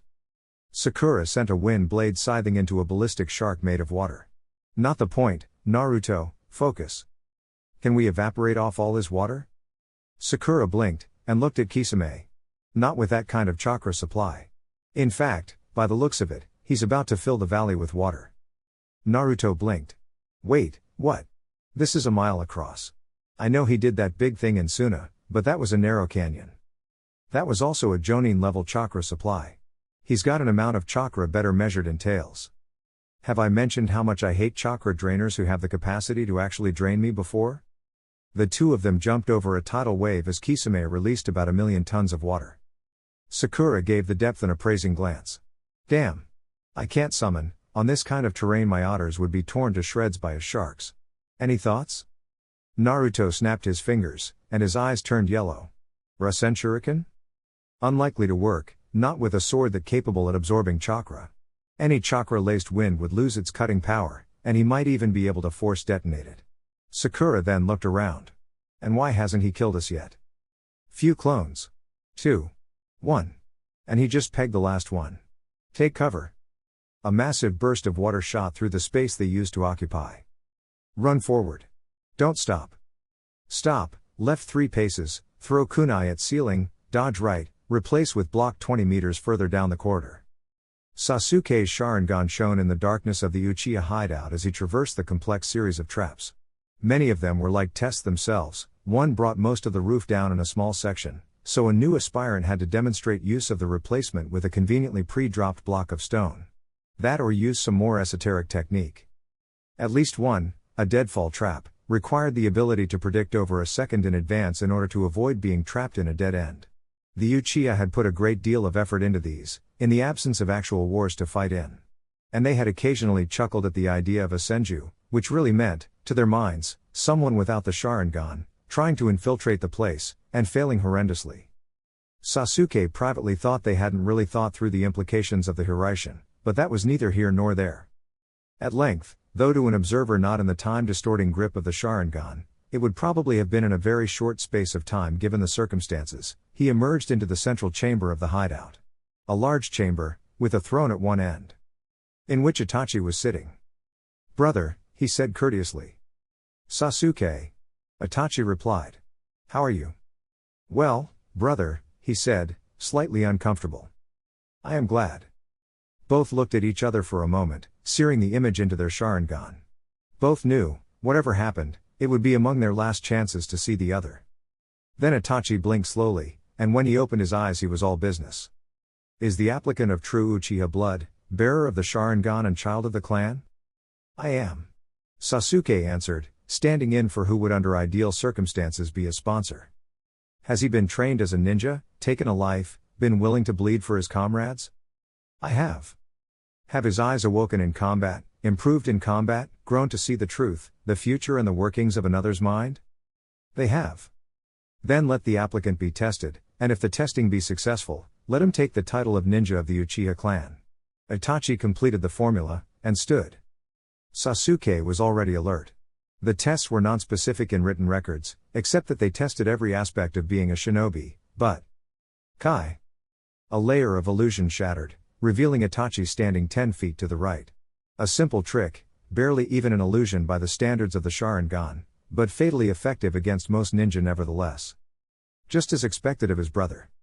Sasuke wove an illusion of his own, a subtle thing of electricity, and projected it out through a lightning senbone. If it stuck, it would alter the relative speeds of nerve impulses in the body. He had used it once before, and the result had impressed him. It had not been immediately noticeable, but his opponent had missed a clearly reflexive move 20 seconds later with fatal results. Of course, it didn't work on Itachi, who spotted it with ease and broke it like glass. That wasn't the point. The point was to show imagination. That particular illusion had looked almost like a lightning ninjutsu, for that was what it halfway was, and that demonstrated for his assessor his ingenuity. The Sharingan illusion had been something else entirely, when he'd infiltrated the one Itachi had cast and made it appear as if he'd broken the illusion with a sealed dispel. It meant he could. The illusion he'd piggybacked on shattered properly. Itachi applauded slowly. Good work, brother. I almost missed that. I assume the intent was so you could build in a displacement of your own? Yes. 1 millimeter per second in a jump, and correct the trajectories of projectiles. Eventually I would be able to slip out of your line of sight entirely and use a large jutsu. Useful, though since the Mangekyo is of a higher order than the normal Sharingan, it grants greater control over illusions cast with it. Observe. Tsukuyomi. Sasuke looked away before the final word, but a shuriken went flying over his head with the speed of a striking snake and reflected Itachi's eyes, so they could make contact with his own. Everything became darkness. The realm of Tsukuyomi. An example of the kind of powers a Mangekyo Sharingan has. Sasuke, are you ready to fight an illusion of this magnitude?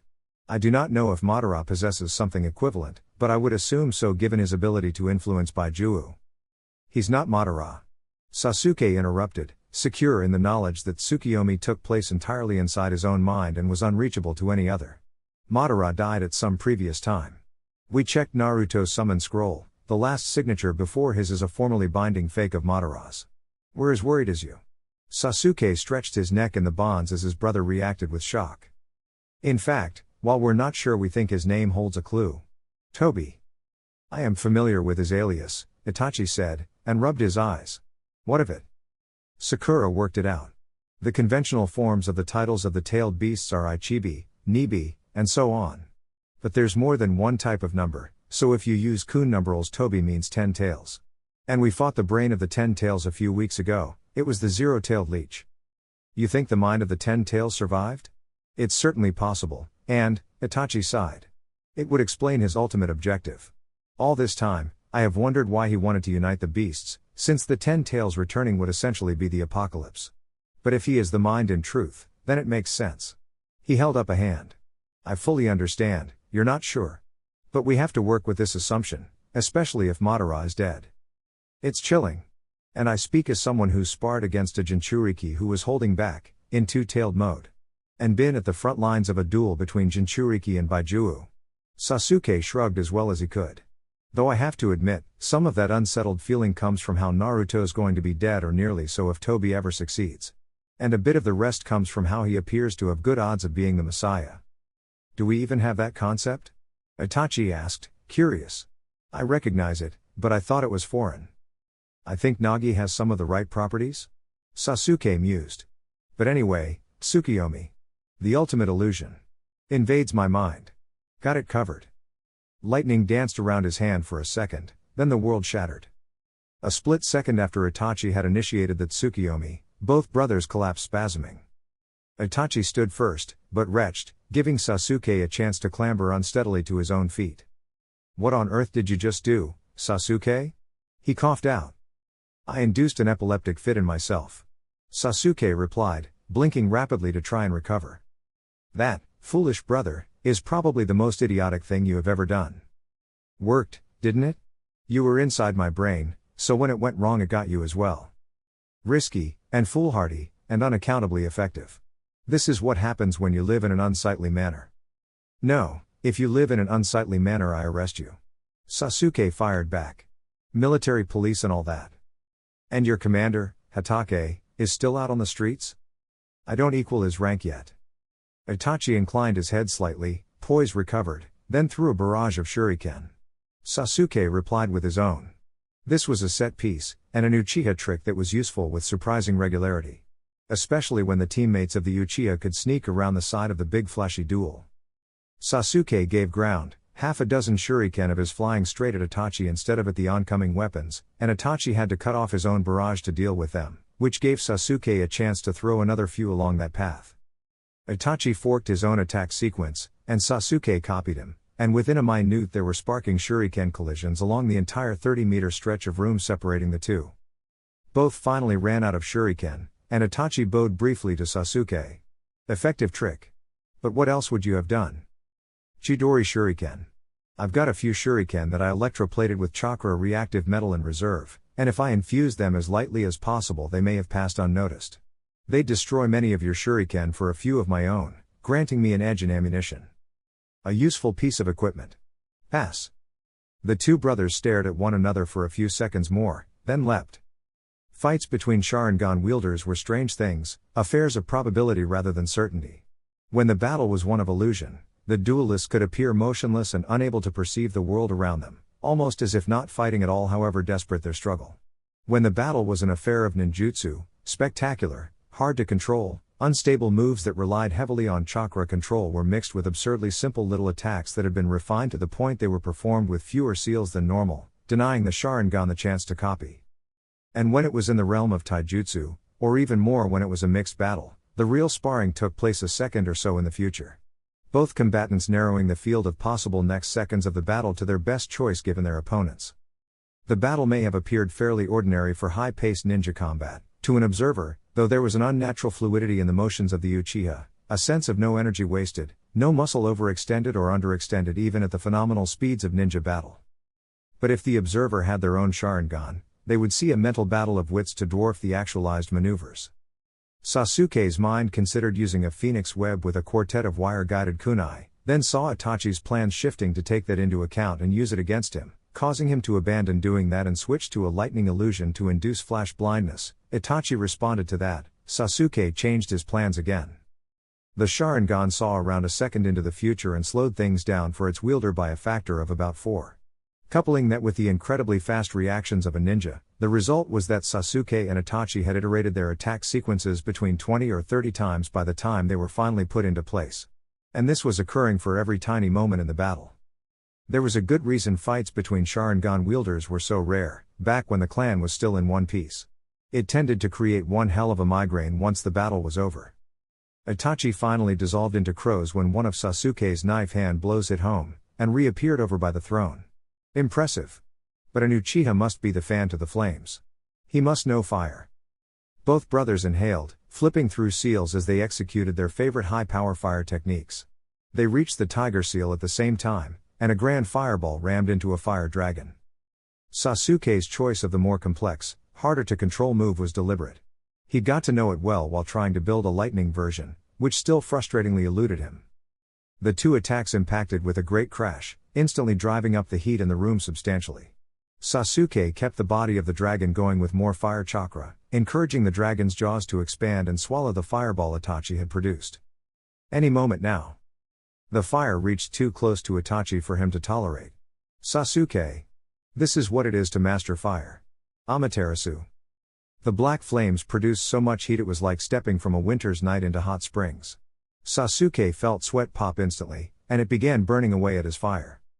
But the heat level did not continue to increase like it would with ordinary flame.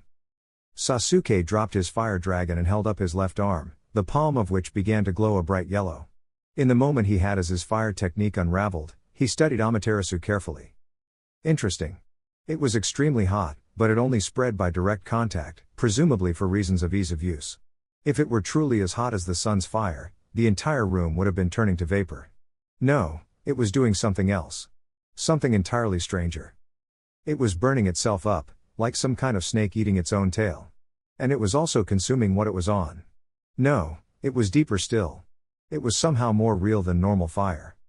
In short, it was on a slightly higher plane. Like the black chakra that fueled it. Like Sakura's golden dance of aspects, and the altered chakra states Naruto used. It was fire, as much as a concept as anything. Then the seal on his palm triggered, sucking the entire conflagration into it and containing it successfully. Itachi watched impassively. A fire containment seal? Yes. I theorized that if Amaterasu was a more pure concept of fire, it would be affected by seals in a similar or even greater way. That said, I have a use for this. Sasuke pointed his palm at the ceiling. Kai. Amaterasu raged again, and the roof exploded outwards. Log thrown accurately. Sakura blinked. That one had been a little strange even for Naruto. Tell me, do you think that you might perhaps be running out of ideas? What gave you the clue? He asked, as a ballistic shark flew at them. He lobbed a wind Rasengan at it, and what actually reached them was finely divided Piscine Predator. An ink griffin leapt out of the sky in a cross between a pounce and a stoop, falling apart into nothing as Seimata intersected it. Sakura glanced around frantically, only to spot the enormous column of black fire. And that all the evaporation from Kisame's artificial lake was really getting a head start on the storm clouds Sasuke would need. Okay, have we tried me making 100 clones, jumping at him, replacing with boulders and then repeating that? Well, no. Go ahead. Lightning chirped around Sasuke's hand. I have always been more at home with the storm than the fire, brother. I am the Thunderhawk, in the bingo books. Observe. This is what I use for your Amaterasu. The lightning danced up to the clouds. It is Kirin. As the blast hammered down, Sasuke drew the Raijin and charged. That wouldn't have finished him off. Not Itachi. Not his older brother. And, indeed, when he could see through the dust it revealed Itachi in armor of materialized chakra, made in semblance of the storm god. Susanoo. Last of my 3 Mangekyo powers, and the most potent. Itachi was sweating now, with the effort, and Susanoo had a damaged helmet. I must congratulate you. Without this absolute defense, I would be dead. Sasuke brought the Raijin in as he ran, and rammed it against the interposed Yata mirror. I am sorry, Sasuke, but the Yata is inviolate. It is the conceptual form of a mirror, that reflects attacks with no loss. The electric blade sizzled on the surface of the mirror, then Sasuke spun it around to block as Itachi brought the Sakanagi into play. The sake forming one legend evaporated on the lightning of another, but neither made any headway. Their powers were evenly matched. There is no such thing as an absolute defense, brother, Sasuke said quietly. A wall crumbles. A shield rusts. And a concept can disappear. Still the child. Even now. But more importantly, a mirror reflects. But an object that is stronger than the mirror will break it, not bounce off. Sasuke jumped backwards, and raised the Raijin for a moment. With a sound like all the cloth in the universe tearing at once, the entire storm cell discharged into it in a single strike. It hummed dangerously, growing hot, and expanded to far greater than normal size. The younger Uchiha gritted his teeth as sparks flew off it, struggling to maintain control. Then he swung it back almost to his neck, heedless of the danger, and swung a stupid, amateur, heroic blow. Enough power to blow a small village off the map hit the Yata mirror, rebounded, and met itself coming the other way. The explosion finished off the job the rest of the battle had done, leveling the Uchiha hideout. Itachi staggered forward through the rubble, coughing. Ahead of him was his brother, struggling to stand. When I was despairing, Sasuke. All those years, after killing the clan. I thought of you. You, my little baby. Brilliant, strong brother. You were my light, Sasuke. Never forget it. You are the new light of the Uchiha clan. Sasuke finally managed to stand, and faced his brother. I'm sorry it had to come to this. A tear went down Sasuke's face. But I do have to kill you. Planned on it. For years. Just make it quick. Sasuke's hand went out to his right, and sparked. The Raijin, attracted by the pulsed electric currents, flew into his hands. The blade was shattered, barely a stub. Sasuke turned it off, then carefully placed it over Itachi's heart. Itachi didn't try to stop him. I am glad. He struggled to say. That the Uchiha clan will not die with me. Sasuke turned the sword on again, then wept like he hadn't since he was 8. Like a broken-hearted child. Naruto threw a pair of Rasen Shuriken, one as a shadow for another, and quickly replenished his Sage Chakra. The moment the first hit Seimata, he detonated the second. Any luck? No. Sakura replied. That sword's too damn big, he hid in the blast shadow. A purely physical attack might do, but you'd need a non-chakra fueled attack powerful enough to shatter steel by the looks of it. Yet another ink bird dissolved on the sword, then Sai landed next to them. We should retrieve Sasuke and go. Kisame will not be as good at telling when we have left for the next few minutes. Huh? Naruto asked. I saw that Sasuke's fight is over. And as for the other matter, I have been mixing in poisons with my ink. It took quite some time to determine one that would work on someone with the features and constitution of a shark, but eventually I managed. He will be paranoid that we will attack again until it wears off, which will be soon enough that I really think we should get going. Sakura shrugged. Fair enough. You go, we'll use the summon network. I shall. Sai tapped his bird, and it set off on a crown-hopping trip through the forest. Sasuke. He turned, tears streaking his cheeks and a world pattern in his eyes. Naruto? I'm sorry, Sasuke, but we have to get back to Konoha. The last Uchiha nodded heavily, and pulled out a fine silk sealing scroll. It was the work of a moment to place his brother inside, and then Naruto performed the seals to summon Kane. A second after the big fox appeared, he and all the Konoha ninja vanished back to their training ground. Kakashi placed his hand on Sasuke's shoulder, who started to flinch away but stilled the motion. Sensei. Was this what it was like for you? The elder ninja shook his head, completely serious for once. No. Mine was different. I'd made a stupid mistake and Obito paid for it. I can't imagine how you must be feeling. It will pass. No, it won't. Ninja don't forget their sorrows. They just learn to live with them. The pain will never entirely go away, but time will dull the edge.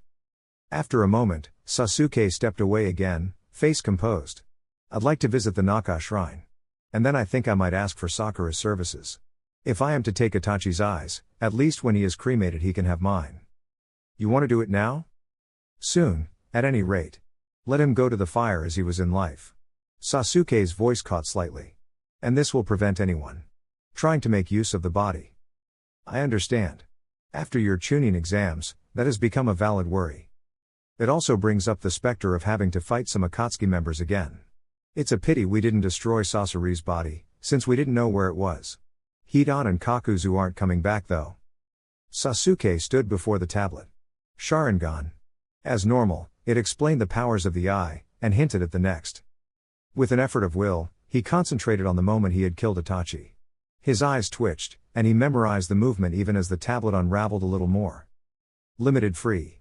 Oh, this is the bit about attaining the eternal. Not relevant. Ah, here we go. He looked closer. There were 3 passages of dozens that could be read. The ultimate warrior is he of the name Tadakatsu, right-eyed, who emerges from 100 battlefields uninjured. Interesting. Let Masamune, the left-eyed dragon of lightning, wield his blades with 6 thoughts of one mind. Lightning? Amaterasu was fire. This could be very useful. Mitsunari strikes with the speed of his thought, with 2 eyes clear to see. That one was more cryptic than the other 2.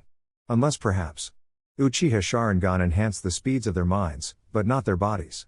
If this turned out to increase the speed of his body by that same factor, he was going to win a lot of fights. Then he winced. As soon as he got used to having much less planning time for each movement, of course. Are you okay? Sakura asked, running a final pass of healing chakra over Sasuke's face. Yes. The pain has gone. Even the slight sting of my Mangekyo has faded, and it appears that transferring Itachi's eyes to my own has healed their damage. That's good to know. Sakura shuddered at the memory of Itachi's eyes. When their Sharingan had deactivated in death, they had been so clouded she hadn't been able to believe it. She remembered now what Sasuke had said. That's my brother. Nobody else could fight that well while hardly able to even see. Shaking it off, she helped him up. Are you going to return to the tablet to see what else it says? In a while. For now, I think I will simply meditate. Contemplate Itachi's life. She nodded wordlessly, and left the room, one of the downstairs rooms in Sasuke's house in the Uchiha district. And so, the third Hokage concluded, ended the life of Uchiha Itachi. A man who was reviled as a traitor for almost half his life, and among the most tragic, and loyal, shinobi I have ever had the privilege and pain of watching as he grew. And now, at a request from the last member of his clan, to which I have chosen to accede, he will be treated not as the missing ninja he counterfeited, but as the loyal shinobi he always was. The crowd were silent. Itachi's funeral was a public event, to get the message out about the true cause of the Uchiha massacre, and, more importantly in a way, restrict Tobi's maneuvering room. If everyone knew he was a murderous, duplicitous individual, his ability to convince others would be limited. The life of a ninja is often filled with pain and loss. But it is a strong man indeed who can face that pain and still do good. The Hokage bowed his head for a moment, then looked back up again. That concludes what I have to say. Thank you all for listening. Naruto entered the training ground to see Sasuke with a kunai poised over his hand. Don't, Sasuke. You've got so much to look forward to. The Uchiha gave Naruto a deadpan look, one of his eyes lit. I'm not about to commit suicide, Ninwit. I'm testing one of my Mangekyo powers. Watch. He brought the kunai down with a whipcord motion, and it bounced off his hand. That's actually kind of cool, Naruto said, looking closely at the skin. It wasn't even marked. What power is that? Katakatsu. I think it confers invulnerability. Cool. Can I try something? Sasuke watched apprehensively as Naruto spun up a Rasengan. Wait, what are you? Don't worry. Just push the tip of a thumb against it or something with a jutsu up. He complied. Applying gentle pressure caused the Rasengan to indent, then burst. Wow. That looks like the space-time of your body is displaced from the real world slightly. Did you feel anything? Yes. Same as with the kunai, ghost pain. Sasuke blinked, and when his eye opened again it was black. But that's a really chakra-intensive power. Same order as sustaining a chidori while discharging it into something. I think I'll have to pulse it as a tax hit. Still a useful safety net. Yes. Then Sasuke looked at Naruto. Did you say something about space-time? Yeah. I've been studying up on it since I think it was how my dad was so fast. He accelerated his nervous system relative to the rest of his body. I want to know how he did things, even if I can't replicate them easily. Naruto snapped his fingers. What about the other two? I've already tried Mitsunari. It's very strange, like I'm not using the Sharingan but everyone else is slowed down. The last one is Masamune. Sasuke drew the Raijin. I'll see what happens, I think I have enough chakra. He closed his eyes for a moment, then opened them. His left eye flashed with the combined pattern of his and Itachi's Mangekyo. And the Raijin lit, then its glow changed to a deep, azure blue. The eye widened. So that's how it works. What? The power, Masamune, it gives me a deeper understanding of lightning. That last word was more sung than spoken. It was unmistakably celestial. Sasuke took a coin from his pocket and flipped it into the air. As it came down, he willed the blue lightning to envelop it, and bang! A tree on the other side of the training ground fell over. The Uchiha developed a grin. Oh, yes. This I very much like. Naruto looked back and forth between sword and tree. What was that? Railgun Justu. It uses electric current and magnetism to create movement. Ah, Naruto. I have a mission for you. Sarutobi handed over a scroll. Capture of a missing nin? Neat. Akatsuki? No, he's not to our knowledge a minor Akatsuki member. Okay. Then why us? Who asked for this? By way of understanding, the third pushed an open letter across his desk. It was marked with the date, and do not open until. In the third's handwriting. Until now, I did not know the origin of this letter. I have created a duplicate of it along with a second letter. You are to give them both to the other person you meet on this mission. There is time and constancy involved. Time travel? Future or? No, it must be looping around to our past if you want me to deliver a letter you've already received. Correct. Part of the letter mentions that a memory jutsu will be performed on those in the past, wiping their memories of the event so as to prevent the possibility of damage. Isn't that an information paradox? Sarutobi blinked. How do you know that term? Sakura rants about the Sharingan about once a month. And I've been reading up on time-space techniques since they seem to be what ninja like Dad and Toby use all the time. How prudent. But I digress. You must take your team and head to Rorin in the Land of Wind. Mukade plans on using it to travel to the past, Sarutobi sighed. He's going to succeed, of course, but try to make sure his success is as terminal to him as possible. Guys? This is getting strange. Sasuke looked over to Sakura. Elaborate. Whenever I switch my true sight on, I can see these vast glowing streams of chakra under the ground. They seem to meet somewhere pretty much where we're going. I think they're ley lines or something. Wouldn't surprise me. Naruto muttered. What, is this the crazy luck theory again? No. If there's a big city in the desert, either it's there for defensive purposes like Suna or it's there because something important is there. The others blinked. That actually makes sense. Of course, it could be that the important thing is a trade route or something.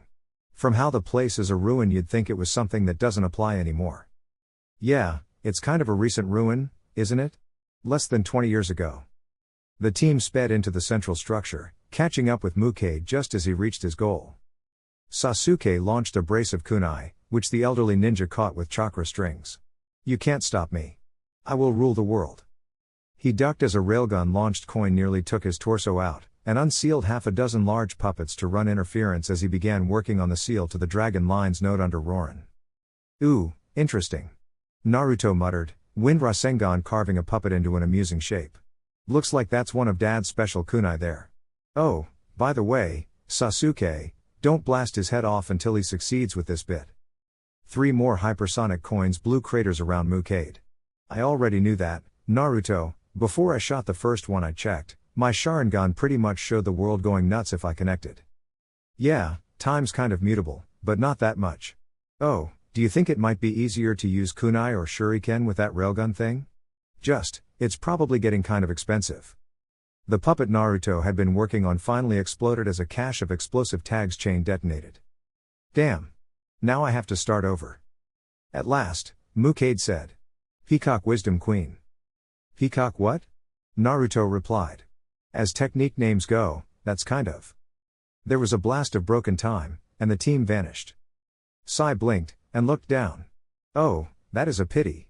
It looks like I will not get to see what Danzo looked like when he was younger. Shrugging, he turned back to the crow who had been addressing him. You were saying? Mukade laughed in triumph. Finally. Now I will.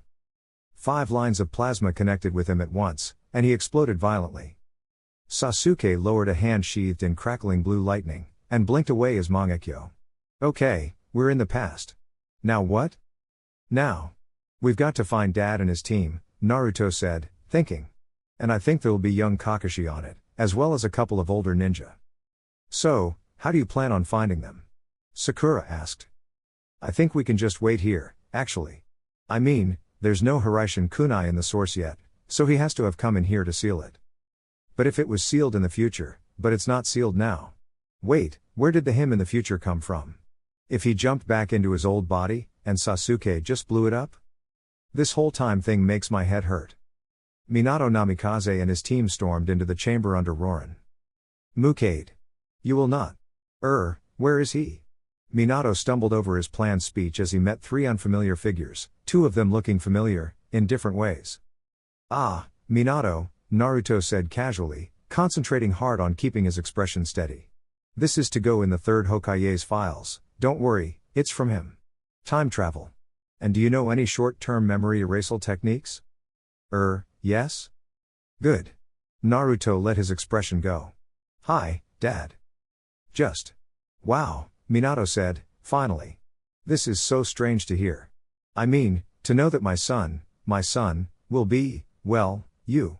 You're everything I could hope for, but at the same time I half want to change who I'm going out with since Kushina clearly left her mark on your genetics. Naruto laughed. Ah, don't worry. I think it's worked out fairly well. Oh, that reminds me. He grabbed a scroll and wrote on it quickly. Minato looked over. What are you doing? Well, I think it'd be a good idea to at least hint towards something.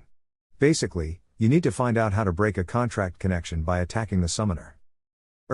Okay. What will that do? Ultimately, probably save the world. But that's true of a lot of things. Naruto finished writing the cryptic note, and handed it to his father. Then he looked behind him. Okay, Sakura wants to talk to you apparently. Thanks, Naruto, Sakura said happily. So how did you find out your true name? Minato blinked. You know about that? Sakura replied by holding up the Hiraishin kunai Naruto had given her months before. I deciphered the seals on this with my celestial heritage. It only works for those with a true name of Arashi, the syllables hung in the air like music, but I think that if you found a number of people who each had part of that true name in their conceptual structure, they might be able to do it collaboratively. I hadn't thought of that, actually, Minato said. But it sounds like a good idea to look into. Why do you ask? I'm developing my soul aria, you see, and it's all in celestial. I'm wondering if you did it the same way. No, sorry. Minato shrugged. Just lots and lots of seal work, until I unraveled the nature of my own being and found the root seal of the entire meta array. For a moment, Sakura just gaped. That's the most incredibly hard thing I've ever heard of. Are you sure you don't speak celestial? Because it's starting to sound like it. Nope. Minato confirmed. I'm just that interested in sealing. You're telling me you achieved nirvana in your teenage years with a brush and paper? She shook her head. That's just astonishing. No wonder you're the fourth. I'm what? Oops, spoilers. Sakura muttered. Forget that bit. So you're an Uchiha? Kakashi asked, neutrally. I am. Sasuke replied. And there's a special power the Sharingan has if you say the word Kamui. Try it. Kakashi did so, and promptly collapsed. Hey, Sasuke, that was kind of cruel, Naruto said. It's the last time I'll ever get him with it. And he won't remember, anyway. Minato stabbed one of his special kunai into the dragon line note. Right, I make it about 30 seconds before the time distortion fades. And I think space-time should more or less heal up around this now. I've set a time seal on the dragon line so they'll pull you back in time to attack the idiot at the appropriate time, and an illusion seal for the fake Mukade. The three future ninja nodded, then vanished. Minato promptly fired off a short-term amnesia jutsu. What happened to Mukade? Choza asked, frowning. I believe that the evidence suggests that our target attempted to utilize the dragon lines, and exploded. Shibi droned. Well, that was fun. Naruto commented. Nice to have a chat with Dad again. Sai flew down to meet them. I see you are back. I am glad to report that I now have a summoning contract, and as such am not the odd one out. Not for that reason, anyway. Sakura muttered. Who do you have, then? A large crow alighted next to him, and spun a small metal tube about 1 foot. The red bell has tolled. The Saika are ready. You're my brother's old summons, aren't you? Sasuke asked, recognizing them. That we are. They see themselves as one, individually and collectively. Sai mentioned. Since this is not out of accordance with my personal philosophy, the correlation is clear. Ah, good to see you're back, Sarutobi said. Anything break the timeline? Turns out that the Mukade that we were sent after was an illusion to give us a reason to go back in the first place. Apart from that, everything's more or less in one piece. Time travel is one of the mysteries of the universe, it seems. Though your father was certainly starting to unravel it. Naruto shrugged. It doesn't have to make sense, we're ninja. We walk on water because it's easier than learning to swim.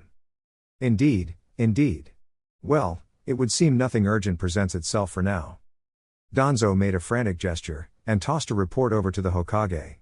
Behind him, a ninja left through the window. And it seems I was mistaken. There's a mission for you in Water Country, near the last sighting of the Six Tails container. Try and check in on him if you have the chance. Got it. Worst evil plan ever. Naruto muttered. He did nearly manage to make an explosion the size of an entire village, Sakura pointed out. And a nature chakra converter is nothing to sneeze at. No, it's not that. He had to be at the center of the explosion to use the technique. I mean, what? It is a good thing that Utakata was there. Sai commented lightly. I cannot imagine things going so smoothly without his unique and highly useful bubble jutsu. Or the gigantic slug in his gut. Naruto muttered. Shapeshifting is cool and all, but a whole unique element? That'd be nice as well. Oh, quit bellyaching, Naruto. Sakura poked him. You've got about 8 times as much chakra on call as him. Fair point. Sasuke had been gradually frowning, staring into the distance. Sai, Naruto, Sakura. Who in Konoha has a summon of a gigantic bird with a Rinnegan? I don't know. Is the punchline Katsuyu? Sakura's head whipped across to look at Naruto. Pardon? Well, Tsunade is kind of big, in more than one way, big name, that sort of thing. And she's a Senju, which is part of the bloodline associated with the Rinnegan. So since Katsuyu can An explosion reached their ears. Sasuke's hand sparked, and the Raijin appeared in it. Konoha is under attack. Yeah, that does make more sense. We shouldn't have spent that week on the way back practicing massive impact techniques. Naruto mused, hands making seals to summon Ichimaru. Hi. Mind taking a look around Konoha to get some intel? The silvery fox's form blurred for a moment. Done. Several attackers, one of them summoning all kinds of crazy monsters, they're trying to find out where you are. Sai smiled blandly. That is most impressive. You were not gone for nearly long enough to overhear conversations, so you must have inferred this all from the still images. Nah, I bounced around and picked up the outgoing wavefronts of a few conversations. Pretty easy trick. Yeah, for someone who sees the sound barrier as something to dodge on the way past it. Sakura muttered. Anything else? They've all got unusual hair. Well, Ichimaru shrugged, a strange thing to see on a quadruped. Unusual for humans. Several of them have orange. Pain, Naruto said, his eyes already slit yellow. He's after Millie. The team broke into a fast run, heading for Konoha. Plan? Sasuke asked. Naruto frowned. First thing is, I'll get some clones up and evacuate the village. Pain is high S rank, Kakashi and the Sannin are the only ones with the firepower to match him apart from us, and for us it's only because we've been preparing specifically for the Akatsuki for months.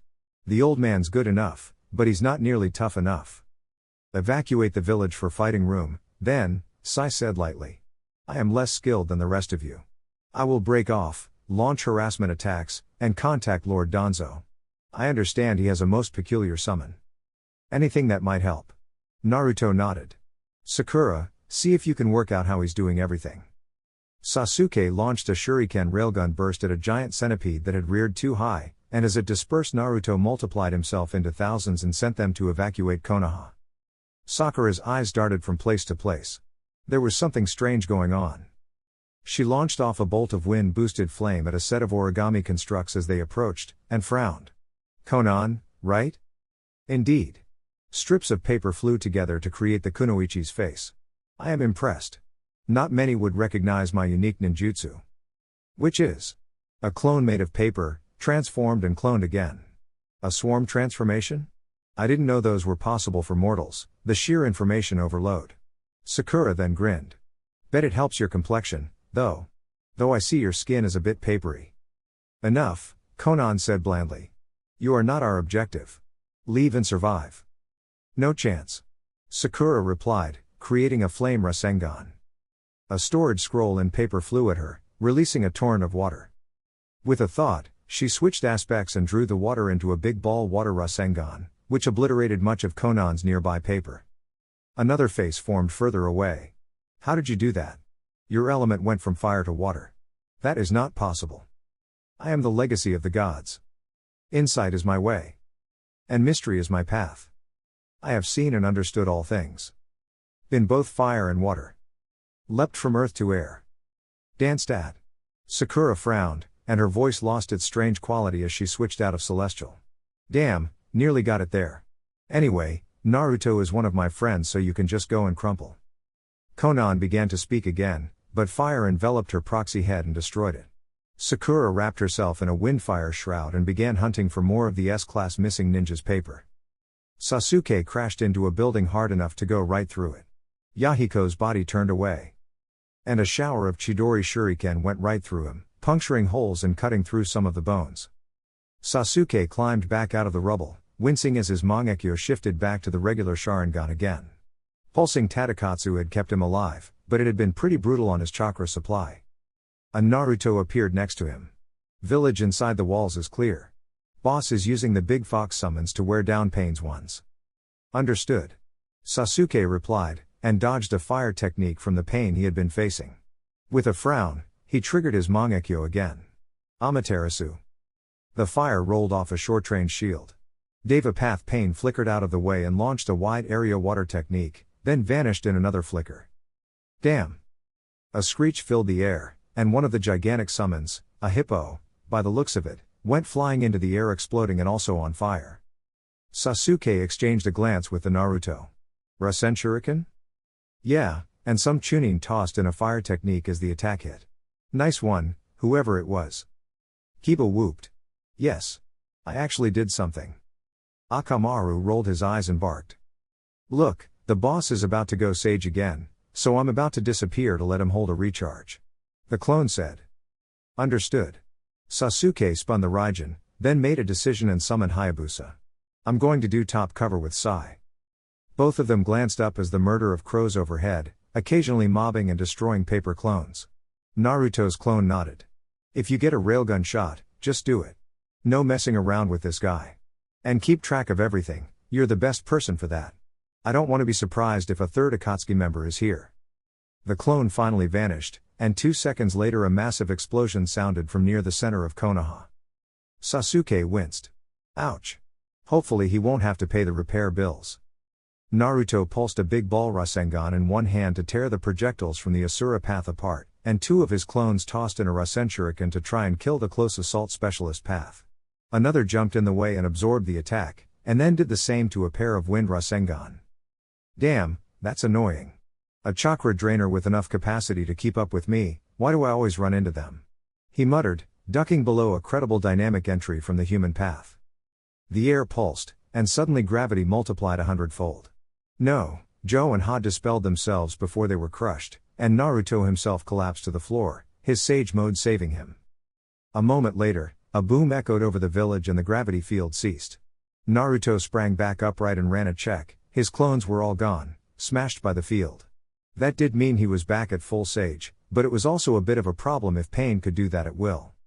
A flaming ball of chakra 4 feet across destroyed one of the paths, and all the summons vanished.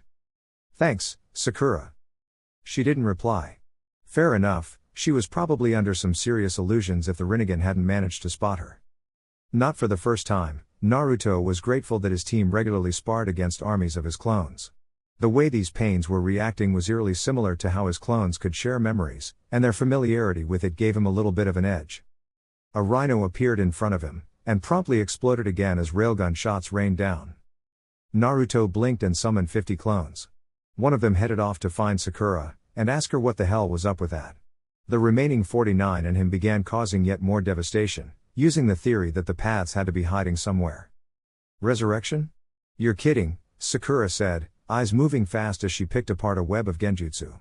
Sasuke could just ignore it and Naruto was operating off sage chakra at the moment, but she could see what there was and what it had been built to cover. Speaking of.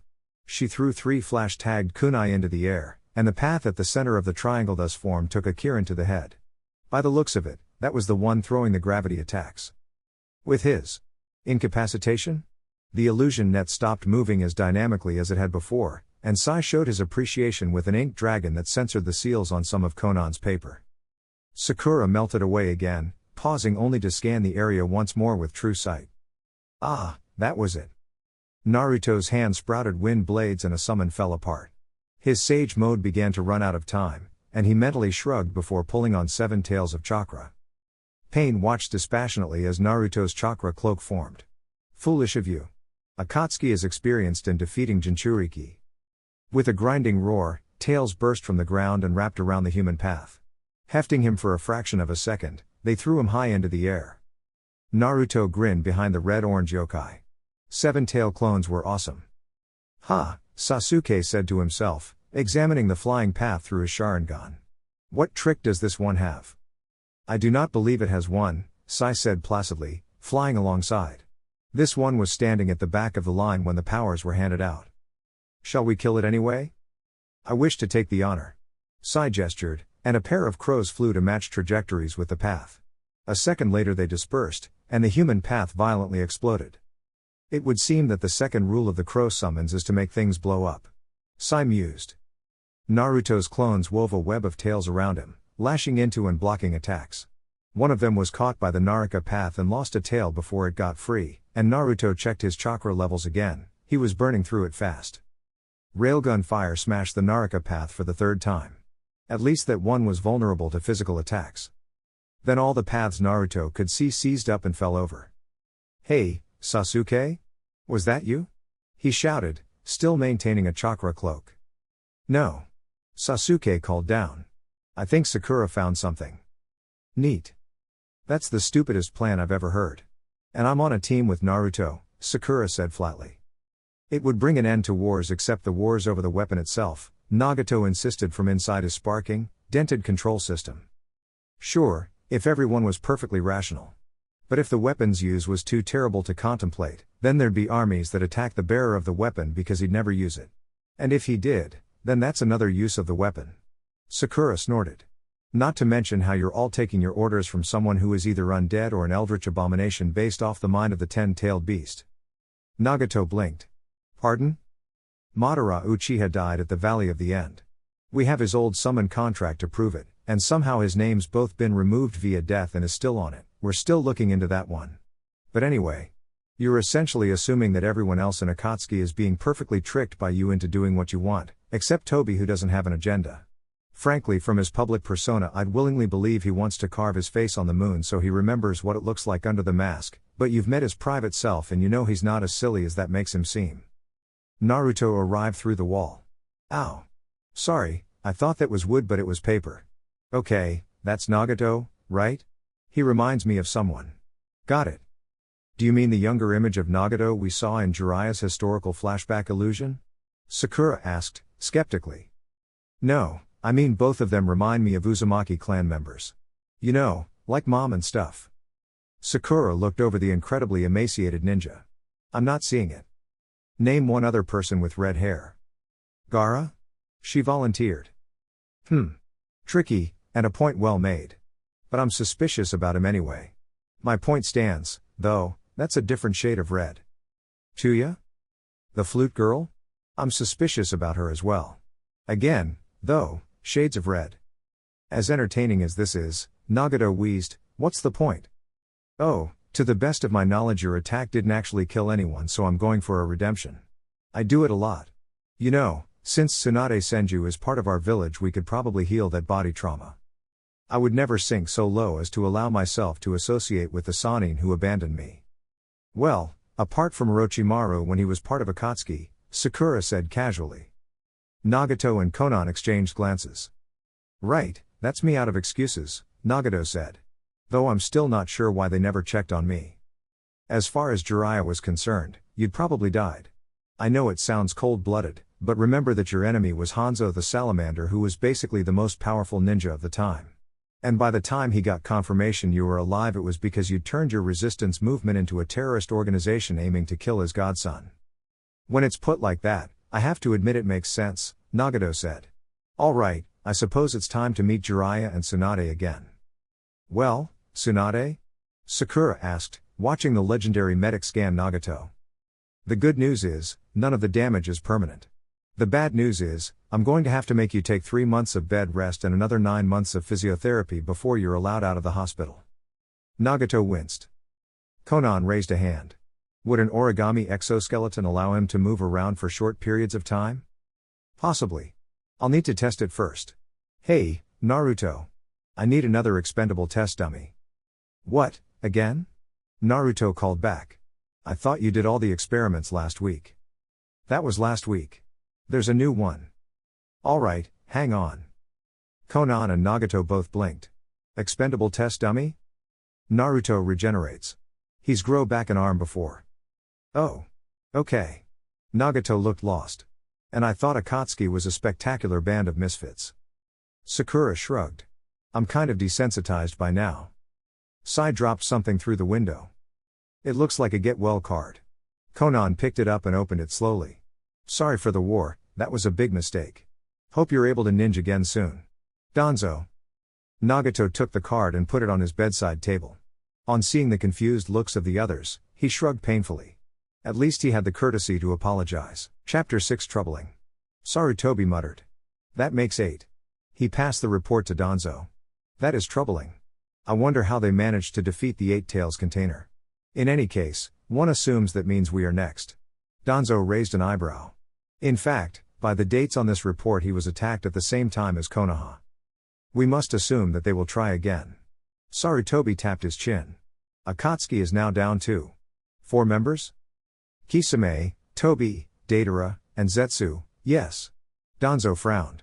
I worry, however, that they will find a replacement for Itachi. Orochimaru need no longer fear Itachi's eye, for example. True. The Hokage sighed heavily.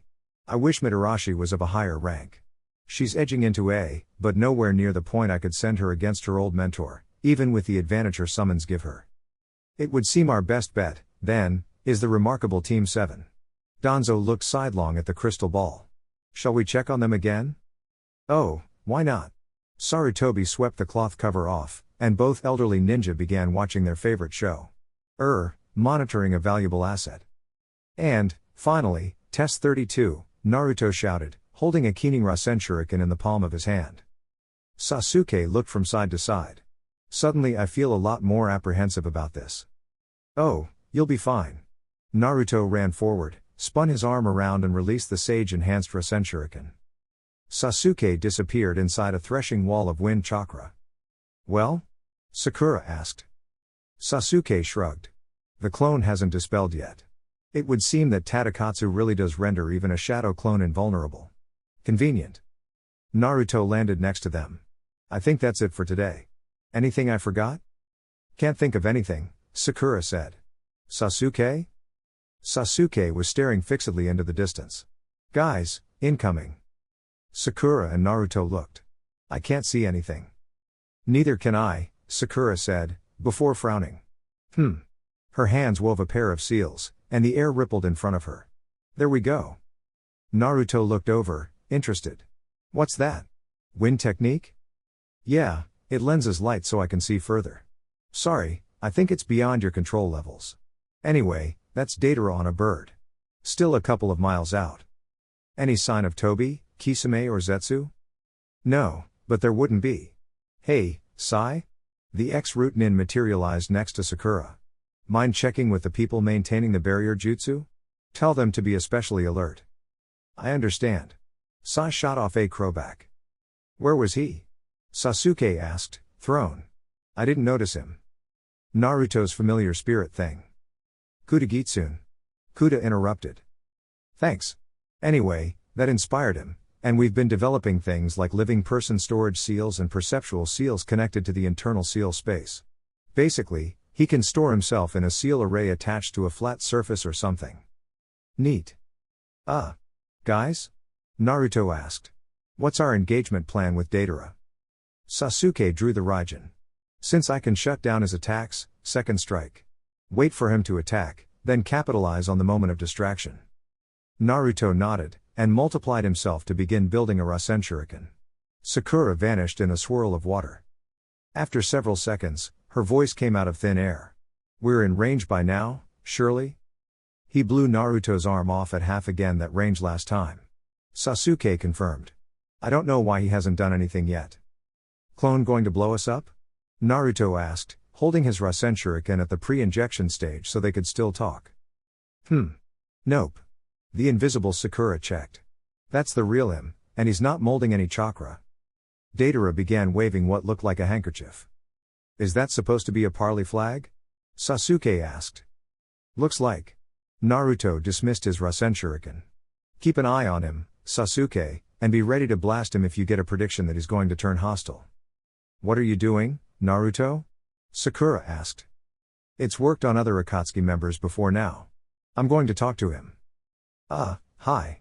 Naruto, right? The Kyuubi Jinchuriki, yeah? Naruto nodded. And you must be Datara. Hey, yeah. No hard feelings, yeah? For blowing your arm off a month or two ago? Naruto showed his intact arms. No arm, no foul. Ouch, yeah. Datara winced. Okay, look. We, Tobi and Kisame and me, yeah? We went and beat up the Eight Tails Jinchuriki, practically leveled Unraikyo. Which was fun, yeah. The S-class missing nin grinned with the memory. And at the end of it, we caught him and took him back to extract. And turned out, all there was a tentacle. Ha, Naruto said. Messing with transformation? Kind of neat. It was cool, yeah, but apparently it wasn't as much of a problem as it sounded. Datara shrugged. I don't know how it works, I'm just in it for the explosions. Yeah? Naruto asked. Yeah. But anyway, then Orochimaru turns up, and it turns out what their whole plan is. The real one, yeah? They have an actual plan? The Jinchuriki said, surprised. I thought they'd come up with the whole plan while drunk. And I could have respected that, yeah, Datara said passionately. But no, they came up with this ages ago. Whole long plan, right from when one of them tried to set the QB on Konoha up to today. And you're not going to believe what their goal is. They actually told you? Hell yeah, yeah. They thought it'd make us go along with it. Seems like Kisame already knew, and Orochimaru liked the sound of it, yeah, but I want it out. Wait. Naruto frowned. There's two things here, and I don't want to forget either of them.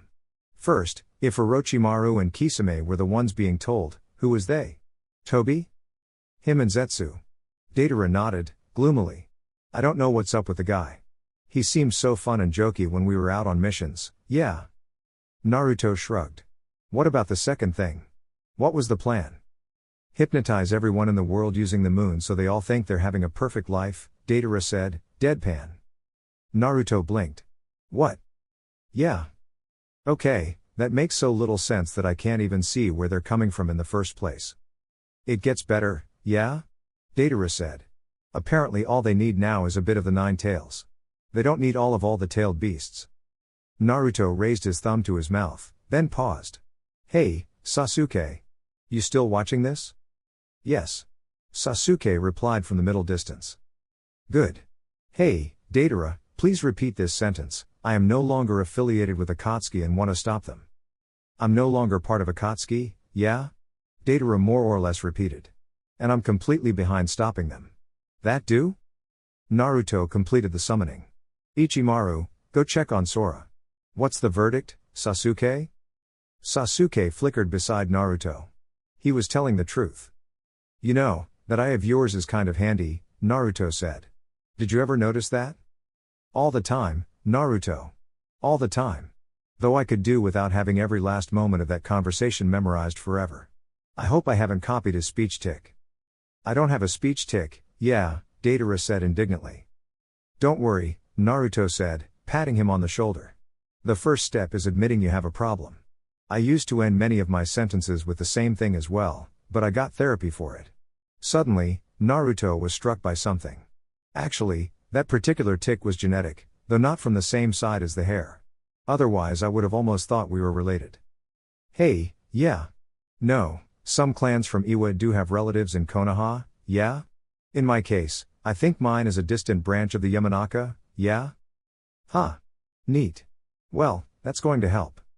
How? First stop is the T&I department. Naruto raised his hands placatingly. I know, but I think they'll bring the Yamanaka head back in to look you over since you're such an important guy, and you can ask about staying over there for a bit. You think they'll let me, yeah? Sakura appeared to condense out of the air. You're a former antagonist who had a talk with Naruto. That's a Form N21, Naruto did it again. She rubbed her chin as she fell into step. Thus far there's been, let's see. The Kyuubi herself, sort of. Gaara of the Sand and Shukaku. Itachi, Konan, Nagato. Itachi? Datara interrupted. When did that happen? And who's Nagato? He told us what he knew about Akatsuki's plans within 2 minutes of first seeing Naruto, Sakura said. Granted, he was infiltrating Akatsuki all along, but... Anyway, Nagato is the former leader of Akatsuki. The one with the 6 puppet bodies and piercings. That's really strange, yeah. Datara looked sidelong at the other blonde. What is it with you, kid, yeah? Not like I know. Naruto shrugged. Seems to work, though. Ichimaru reappeared. He's fine, but the monastery has decided to fort up. Probably for the best if they do. So, the situation hasn't actually changed much, Sasuke said, as they waited for Inoki to show up. It's just that we know now that Orochimaru is back, and Datara is no longer part of the organization. Soon we could probably manga a quorum of members and take the name Akatsuki from them, Sakura joked. Could be fun, yeah, Datara chuckled. Hey, that reminds me. What are you guys' opinions on explosions, yeah? Team 7 looked from one to another awkwardly. Naruto spoke first. When you actually ask like that, and we think about it. We cause an amazing number of them. Oh, yeah? Basically, I'm a Jinchuriki who can do the Baijuu ball. Sakura has custom explosive tags and can do fire-wind combos all the time. Sasuke can shoot shurikens so fast they blow holes in rock, and Sai summons specialize in explosives of one kind or another. Specialize? Sai answered. The crows have invented a way to make explosions happen inside a tube. This propels something forward very fast. They have also developed a thing called a firework. Sounds kind of cool, yeah. I'd like to see that, yeah. You probably would, wouldn't you? Sakura said lightly. Oh, looks like they're ready for us. Well? Sarutobi asked. He's telling the truth, and seems inclined to throw his lot in with us for now. Inoiki confirmed. Though there's one thing he missed, I'm not surprised, people remember more than they consciously notice. Orochimaru was performing the impure world resurrection as Datara left. That can't be good. The third side. Well, we'll have to remain on medium alert. As of now, all ninja who are not attached to Jinan teams are on watch on/watch off. Jinan teams are 3-shift. Understood, Inoiki said, nodding.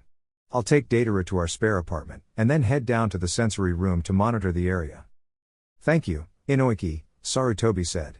I am grateful for your help. I will be in my office, ready for whatever I might need to do. Second in command is Tsunade, should the worst happen. Naruto rolled out of bed, up before the alarm. Hey, looks like last night's training didn't tire me out as much as normal. Kuta chuckled sleepily. Probably because you actually ran out of ideas. Yeah, but I've got more now. Right, let's see. 5 cups of ramen should do for breakfast. 2 minutes for the food, and I can spend it getting changed. I need to see if that demonic sage mode is a good idea. Don't forget you're on patrol duty after 10. Yeah, thanks. Naruto hummed. Making 500 clones to cover his patrol pattern would work, and all it would mean was that he couldn't practice sage mode while they were out. Okay, and then there's the other thing, the throwable non-sage Rasen Shuriken. Sounds like a full day.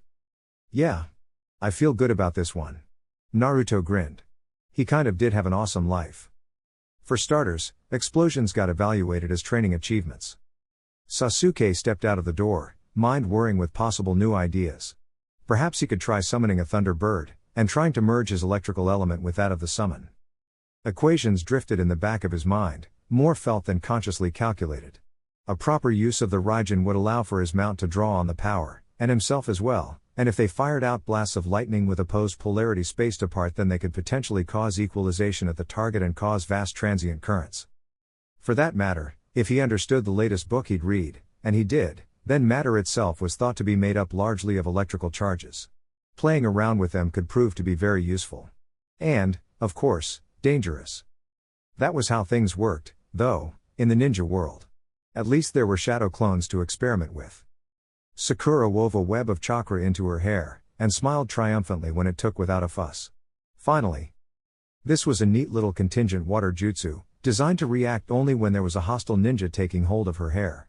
It transferred the stored water into the ninja's hands, which ought to be messy, true, but also stop them grabbing her hair.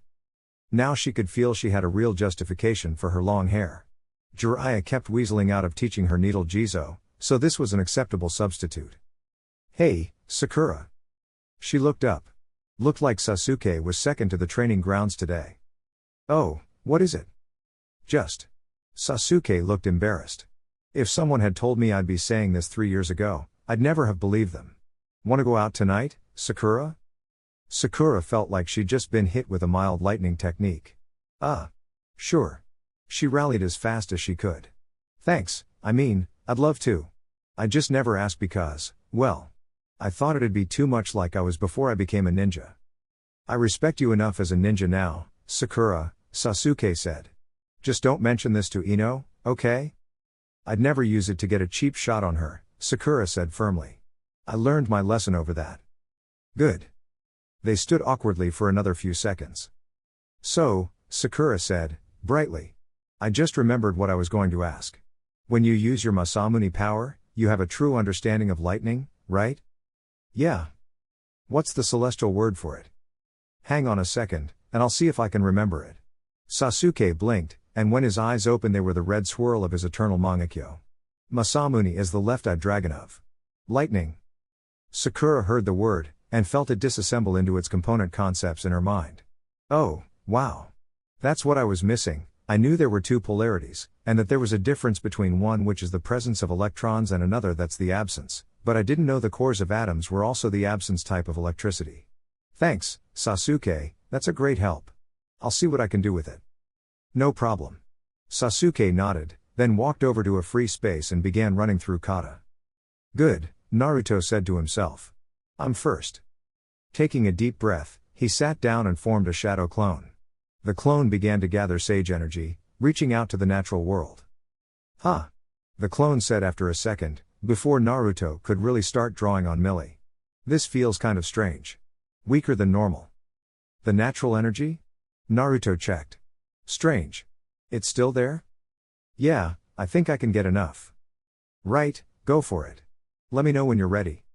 The clone went back to meditating, and Naruto reached within himself. Okay, Millie. He thought, casting it into his own mind in the way that the Kyuubi would hear. You're going to have to be calm for this one. What, really? Is it required, or just a strong suggestion? Required, I think. Naruto thought. If it turns out it is and I assume it's not, then we could be in real trouble. Yeah, I get it. Meanie. Oh well, I can do Zen. Naruto blinked. You can do Zen? Ozzy showed me how. I think he was impressed with how quickly I got it. Only took a decade. The Jinchuriki chuckled. That I can believe. Okay, we'll start with something fairly simple. He blinked, as his mindscape shook with a rumbling purring. Did you just fall asleep? Yep. Millie's head popped up just long enough to give that bright, clear answer, then went back on her paws and she went back to snoring. Naruto shrugged, I'll take it. Coming out of the meditative state, he slowly pulled on Millie's chakra to avoid disturbing her. After a minute or so, he judged he had about equal to his normal sage power levels in red chakra. The clone threw a thumbs up. Ready? Good. Dispel. The clone popped. Sasuke spun the Raijin. He could feel the sword's lightning dancing up and down the semi-real blade, and the presence of electrons. But he couldn't work out how to make the absence occur. Was it related to what he did in Akirin? Then, he blasted lightning up into the sky to ionize a particular path. Ionization. That was it. Everything was normally a balance, and normal lightning element chakra was the addition of electrons. But there should be an absence as well. Focusing hard, he tried to pull the lightning chakra out of the Raijin faster than it could be generated. It made no difference to the charge levels. Then, he realized. The blade core was absent electrons. That was how it worked. So all he would need to do to make a weapon that made what it cut actually explode would be to change how it was set. Maybe make the electrons it generated from nature chakra flow into him, and use the balance to make the blade stronger. But then, he'd need to isolate it as well. This would be so much easier if he spent a moment to be sure he had the structure right. His left eye spun into the Mangekyo. Lightning, Sakura murmured. It answered quite a few questions. The lightning element was the most offensive of all the basic elements. Indeed, the only defensive use of the element she was familiar with offhand was the side effect of the Raijin. The sword that cut chakra, by repelling it from the blade itself, and also repelling from the blade corona whatever touched the blade, it forced the chakra it touched to become lightning and then tore it apart. And in a way, that was offensive itself. And now she knew why. Electromagnetism was one of the four fundamental forces of the universe itself. That there were four was simply obvious, and that, alone of the forces, electromagnetism was the only one with a directly associated chakra nature. The other three forces, which escaped her, but she knew they were there, were things which chakra either ignored or overrode. Electromagnetism was the one chakra embraced. The aria came to her, once more, and this time she gave it voice. She felt very good about this time. I am the legacy of the gods. Insight is my way. And mystery is my path. I have seen and understood all things. Been both fire and water. Leapt from earth to air. Danced at the center of my faceted self. Every aspect I have worn woven from blue and gold. I am, and will always be, Sakura. Naruto tumbled out of bed onto the floor. Ow! What the hell happened? Kuta didn't reply. Naruto looked down at his skin, and saw that the animate tattoo was still asleep. Hey, wake up. Nothing. Hey, Millie? What the hell's going on? Huh? Millie replied, sleepily. Did it work? Did what work? You were going to try merging my power with Sage Mode, weren't you? Naruto blinked. That wasn't a dream? Not that I noticed. Did we have the same dream? Don't know. Naruto looked out the window. Mind scrambling your chakra? I think there's something bad going on. Millie complied, and Kuta awoke with a gasp of surprise. What just happened? I don't know, but it can't be good. There's nobody patrolling the roofs, and you were in some kind of an illusion. Kuta hummed. Plan? Find the others, for starters. Naruto opened his window, set his security seals, and jumped out. Sasuke's eyes snapped open. That's the ceiling of my room. Why am I still in bed? Some kind of illusion? Most likely. How was I attacked? He flicked his eyes over to the window, and then the door. No sign of disturbance. Wide area, then? How wide area? And powerful. It shut down my ability to move, and wove a completely believable world. It broke when I used my Mangekyo Sharingan. This suggests it is a Mangekyo power. Probable caster is Akatsuki. Probable motive, unknown. Determined time since illusion initiation. If it was since yesterday, then it is likely to be their world capture illusion. All this ran through his mind in less than a second, as he began to get out of bed. By the time he was dressed, a plan had firmed up. Find the others, compare notes. Shared world, or individual? When? Primary questions. If they have not broken it, use Mangekyo on them to break it myself. Sasuke shot out the door, fully ready for war. Sakura felt light. Like she didn't weigh anything. And the endless vista of possibility bloomed before her. There was the her that she had been, moments ago. But that her was wrapped up in a monumental genjutsu, one that looked like it could ensnare entire populations. One that had ensnared an entire population, she realized, looking around. Everywhere, there were slightly different versions of herself. Doing slightly different things. She could feel all of them, faintly, like echoes. Or perhaps like glimpses of a book as one rifled through it. Many of them were bare shadows. Only going through the motions of a daily routine, in case the illusion for that particular ensnared person would require her to interact with it. For those in Konoha, it was a little more detailed, for those who knew her, a little more detailed still. And she knew how it was working. Every last detail of how it constructed a net of completely inescapable illusion around whomever the target of that illusory bubble happened to be. It reached deep down into their desires and beliefs and needs, and gave them whatever fitted with what they already knew, and where there was chance, picked the nicer outcomes. That meant that the real Sasuke hadn't asked her out, she realized, and her heart sank for a moment. The illusion had used that lure, and she had been tricked. Reeled in, not even suspecting the truth. But she was aware now. In fact, she knew her true name, so she was more self-aware than she had ever been before. Sakura. 3 syllables, but such a simple interpretation was like saying the dead demon-consuming seal was a circle and a squiggle, or the cursed seal of heaven some commas. There were melodic overtones and undertones and an entire symphony of sound, all packaged up in the higher harmonics of the musical word. The mighty tree with delicate petals.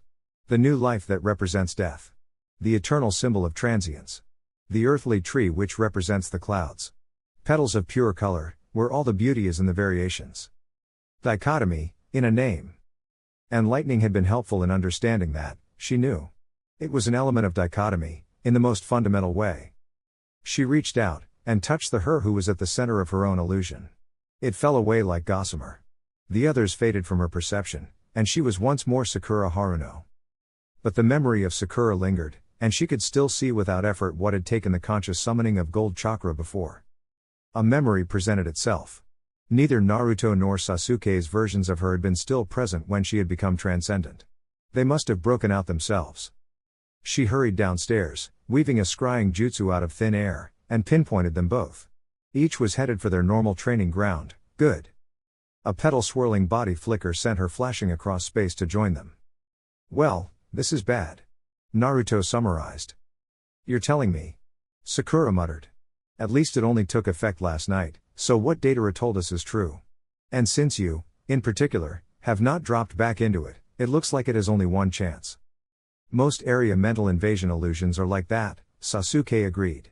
They can't keep firing to catch anyone in the area who the first one missed, because the very act of firing will disrupt the chakra maintaining the illusion. So, Naruto said, clapping his hands. Our total force consists of us 3, Kuta, Millie, our summons and possibly Gaara. Why Gaara? Sakura asked, before nodding. Oh, right, of course. Shukaku might have broken the illusion one way or another. Exactly. Now, I think we basically need to go beat up Akatsuki. Any objections? None from me, Sasuke said. Anyone else we can bring as reinforcements? though? They have to be able to break the illusion from inside, Sakura said, eyes slightly unfocused. Nothing can really get through, no external chakra. Millie and Kuta are partially integrated into your chakra system, so that's what meant it broke for them too. How do you know? I just do, Sakura said, shrugging. Not sure why. But it makes sense, somehow. She frowned. Actually, I could probably help people break it. But it still has to be a person with a technique that could break the illusion anyway, and someone who knows me reasonably well. Hinata? Naruto asked. Sakura shook her head. I don't think the Byakugan is enough to break this. If it was, at least one Hyuga would already have escaped it. They turn it on as part of their morning routine, some of them. Right. Sasuke frowned. Sharingan work, Mangekyo anyway, and I don't think there is another kind anymore. Kakashi? On it. Sakura sat Caesar and began to breathe deeply and evenly. I think we'd better make a list while she's in there, Naruto said. Kakashi passed the bits of blade to his student. You're sure you can fix it? Not sure, no. Sakura replied, unwrapping the cloth to look at the prized Hatake white light chakra saber. But I can give it a go. Thank you, Sakura, Kakashi said, sighing. I should have had it fixed years ago. But guilt over how I broke the blade was stopping me. Maybe I can let go of that guilt at the same time as the blade's wounds are healed away. Maybe, Sakura agreed, then twitched. Mind you, I don't hold out much hope. Pardon? Kakashi asked, sure he'd misheard. I said I don't hold out much hope that I'll be able to fix it. Look, the chakra network of the blade is actually cauterized. Kakashi raised his blindfold and activated his Sharingan. I don't see. Wait. I don't see anything with my left eye. That's because there's nothing to see. Sakura smiled sadly. This is an illusion. Go Mangekyo with your left eye and that should break it completely. Sorry, sensei. Kakashi's eye twitched into the bladed petals. And he snapped awake in the ready room. All around him, there were other ninja, Chunin and Jonin, slumped where they'd been when the illusion triggered. Izumo was sprawled across the entire floor, one hand stretched towards a smashed glass of something that had better not be alcohol. What just happened? He asked, slightly confused. Must have been one hell of an illusion to get all of us. Sakura. She'd been in the illusion with him, hadn't she? He'd better go find her. As he made for the door, stepping over Izumo, someone else stirred. So, that's how it is. Kurenai muttered. Ah well. Looks like it finally paid off.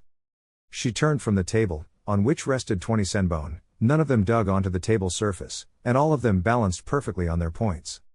She wasn't sure if other illusion specialists did it, but Kurenai had 2 tricks for detecting if she was in an illusion which she practiced twice a day.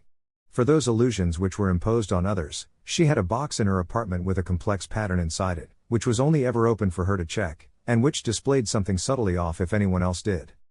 That had been fine. But for those illusions which infiltrated the mind, and had the mind itself make the illusion's details fill in gaps, she had this little senbon balancing trick. It was, essentially, impossible in the real world.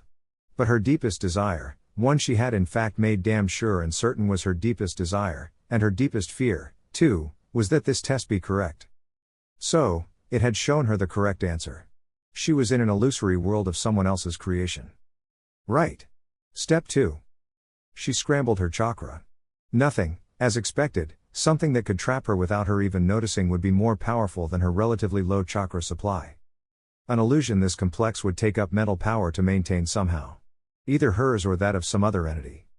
And, fortunately, she had just the approach to take. What had originally made her wary was the news that her old teammates had been found, alive after so long, in a bunker in Otto territory.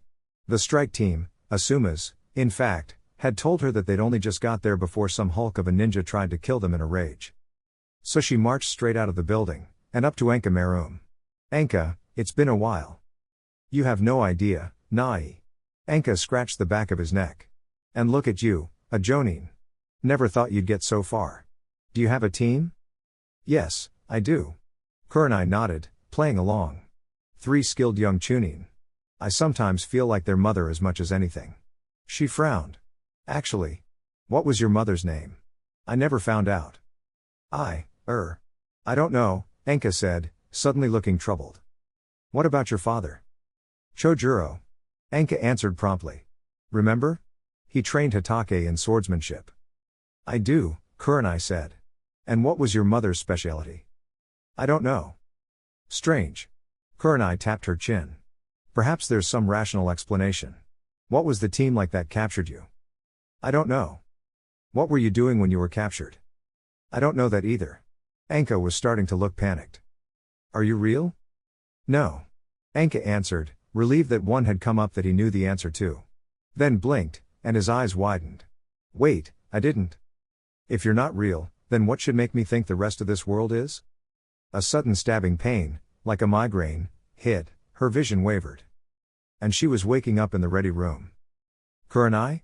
Kakashi's voice asked. Are you all right? You managed to escape the illusion? Yes. She got out, coming unsteadily to her feet. I asked the illusion too many questions that nobody alive knows the answer to. That worked? Only because I already knew that I was in an illusion. Had I not known, I am sure that my own mind would have invented plausible alternatives. There was nothing, Datara knew, that was quite so awesome as sanctioned demolitions. Instead of trying to stop you, they basically gave you an area of influence and said go wild. Konoha had already done that, and he was busily turning the Uchiha district into a series of gradually deepening and merging craters. Hey, Datara? Datara turned around, to see the pink-haired chick on an ink bird. What is it, yeah? Just wondering, what's under that eye patch of yours? Is it a Sharingan? The former? Missing Nin turned, shocked. Sharingan, yeah? No, yeah. My eye is trained to see through Sharingan illusions, because they twist my art and diffuse it. Yeah. Oh, okay. Sorry. The pink-haired girl, Sakura, that was it, looked contrite. Just. It sometimes seems like most people with eye patches have Sharingan under them. I do know what you mean, yeah. Especially because Toby has Sharingan. One of the reasons I dislike him now, yeah. Well, it does let a Sharingan user see all the detail of an explosion in slow motion, and Sakura tailed off. Your eye can see through Sharingan illusions? How? I trained it with this, yeah. Datara pointed to the eye patch. See, it's a scope that lets me see long distances, yeah? But the whole shebang enhances my eye whenever I'm not using it. By now, I can make it see what's really there, yeah. Neat. Mind if I do a little test? Sakura asked, making hand seals. Go ahead, yeah. Sakura vanished in a swirl of petals. Her voice came out of nowhere. Invisibility. Can you spot me? I like a challenge, yeah. Datara pulled his eyepiece off. And fell out of bed. Naruto grabbed his arm to help him up. Morning. Sorry, it was the only way Sakura could think of to break the illusion. Ha, yeah. Datara looked around. Let me guess, yeah. That moon eye illusion already went off? Yeah, Naruto said. Right. Datara cracked his knuckles, and his hands muttered protests. Let's get to blowing Toby and the rest of those bastards off the face of the planet, yeah. Hold on, Naruto cautioned. We're going to make sure all of us who are going in are going together. That means we need to pick up Kakashi and Gaara. Gaara? Datara asked, suddenly nervous. He has no hard feelings about my killing him, yeah? Probably not. Naruto shrugged. Why is Datara hiding behind you, Naruto? Gaara asked. No reason, yeah, Datara said, defiantly. I just feel like it, yeah. Very well. What is our plan? I can show you where the main base is, yeah. Datara volunteered. They moved out of Rain Country and there's this gigantic underground cavern, yeah? It's full of really stupid clones of the white half of Zetsu, yeah. Define really stupid. Sakura asked. I mean, you know. Naruto bad, or worse? Naruto could beat them in shogi, yeah, Datara said promptly. They're really stupid. Yeah. Okay. Ideas? Naruto asked.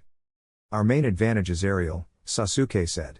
With both myself and Datara, along with Gaara's personal sand flight technique, we can remain airborne and close in on wherever the Ten Tails itself is. And then blow it up, yeah? Naruto and Datara chorused. Pretty much. Sakura volunteered. Like all enormous chakra constructs, it's solid enough that it can take a lot of punishment, but healing away that punishment drains available chakra. I still don't know even if it's something that can be killed, much less how, but worst comes to worst we can force it to break the illusion and then Nagato can throw it back into the moon. Or whatever. Why didn't you wake him up, actually? Kurenai asked. I understand your method of breaking the illusion involves helping the subject break it themselves, but wouldn't the Rinnegan suffice? It might, Sakura said, nodding. But the main problem is that he's very ill. It's too far for his paths to stay properly under control, and without Tsunade or Konan we can't move him safely. I see. Kurenai nodded. I wasn't aware of those details, thank you for elaborating. She then frowned. Though considering the caliber of opposition we may be facing, I doubt I would be much help myself. Perhaps a compromise might be a good plan? Break the illusion on him, and he and I shall keep Konoha safe. Good idea. Sakura nodded, then closed her eyes for a second. All right, that should do it. That was quick, Kakashi said. Well, it's hard to explain. Basically, I copied my full personality over into the fragment of myself that exists in his personal illusion world. It'll take a while for that Sakura to find him and get him to turn his Rinnegan on, but I've done what I need to. All right. The female Jonin nodded to herself. I'll go to his room. 203. Sakura supplied. 5th floor. Thank you. Anyway, I'll go there and fill him in as he awakens. You have our gratitude, Gaara said, formally. Now, we should set off as soon as possible. Sasuke contemplated for a moment. Deidara, put a clone on a clay bird out in front. I'll fly above everyone else, and the rest of you keep in loose formation. Naruto, sage mode if you can. Will do. Sakura, keep an eye out for anything else thrown at us. I'm going to keep a Mangekyo up just in case they try restarting the illusion. I hope they don't, Sakura agreed. And yes, I'll see if I spot anything. Sensei. Reserve. You're our most experienced. I understand, Sasuke, Kakashi said, all business. Gaara, how well can you summon sand outside of Suna? It takes a substantial amount of chakra, but I can create desert terrain on any given battlefield. The Kazekage said. Shukaku is willing to keep me charged as far as he is able, though of course his chakra levels are lower than those of the Kyuubi by a substantial amount.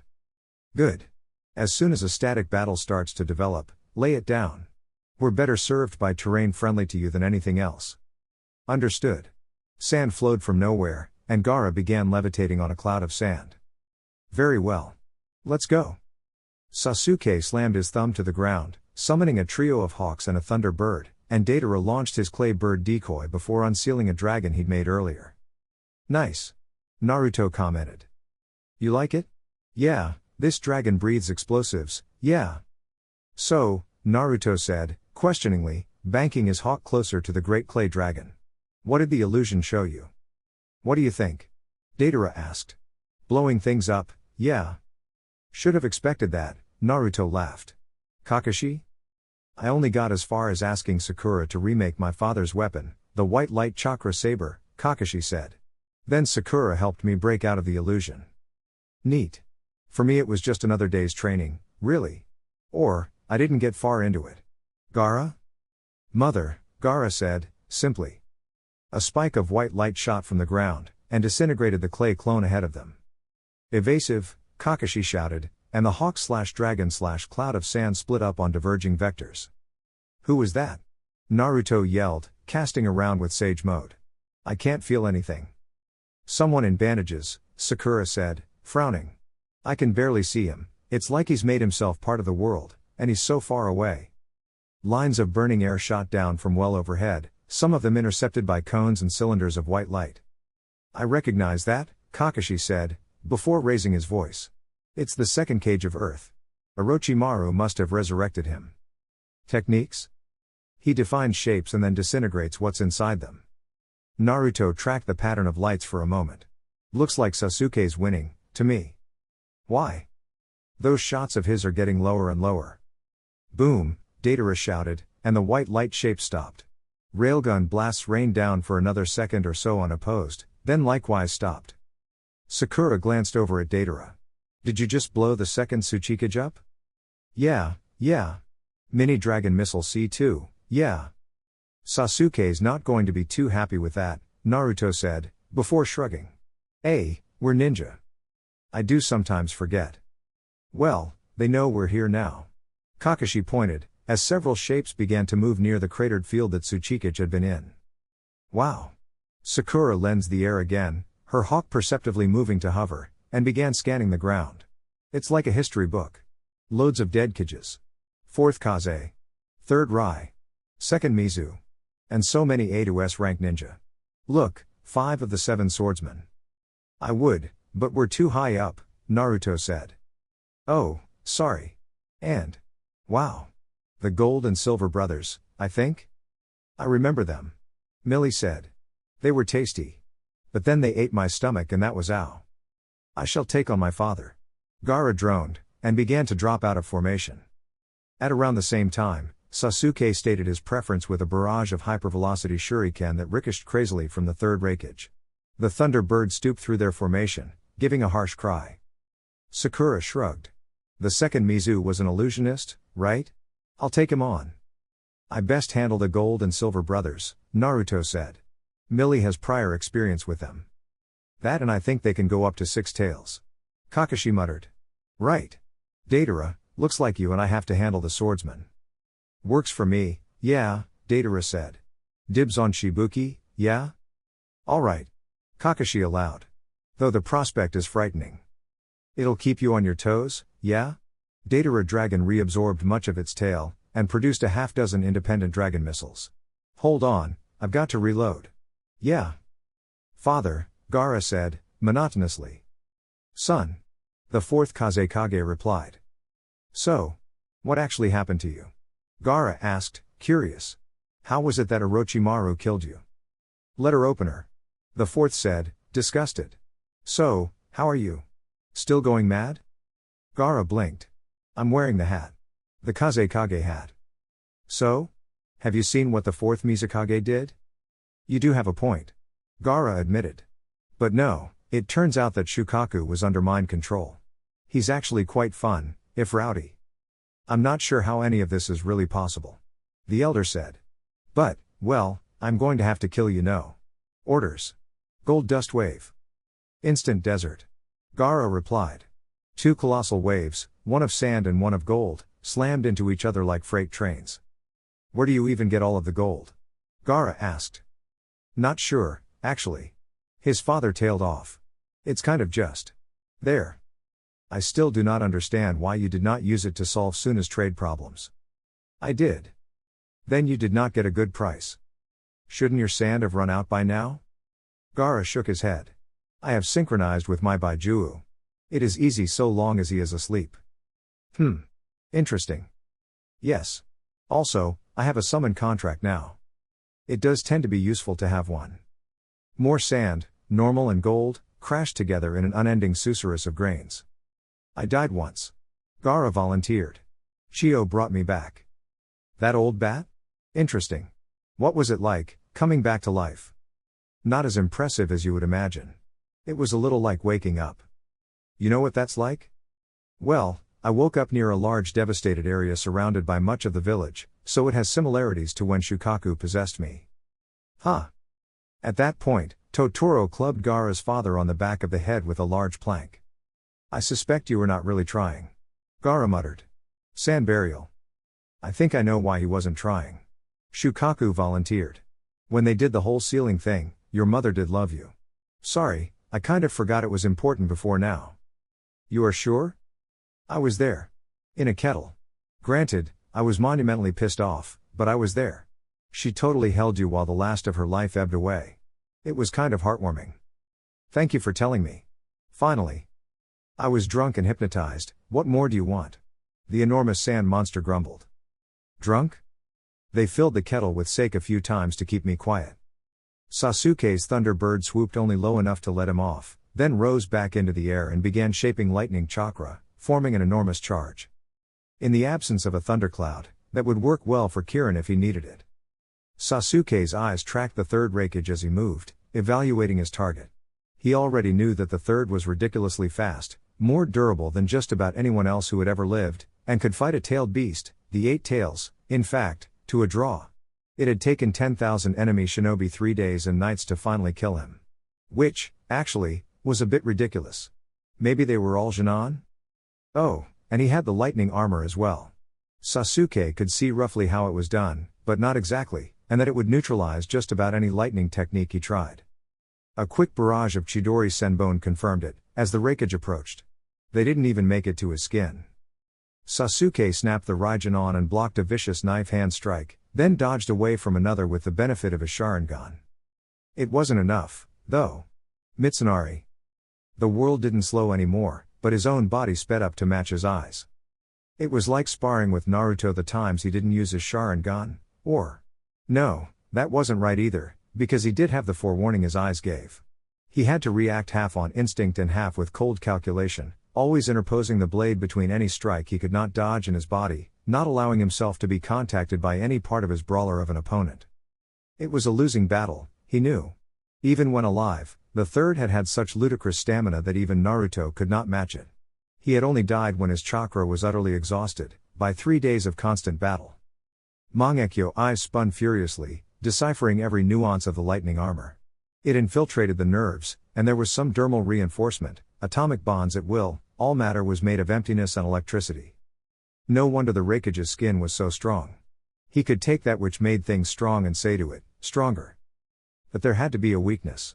Nothing was a perfect trump card. A cry echoed from overhead. Sasuke disengaged with an instant flicker, and gasped for breath as lightning rained down from above. Then he saw something. The Raikage had slowed when he was hit. Just for an instant, but... Yes. The lightning armor was powerful, durable, and precise. It was so well balanced that any further power input made things worse. And, more to the point, it was in exact phase with his nervous impulses. Sasuke flashed through the summoning seals again, and summoned Tobias and a Thunderbird chick. "What do you need?" Tobias asked, all business.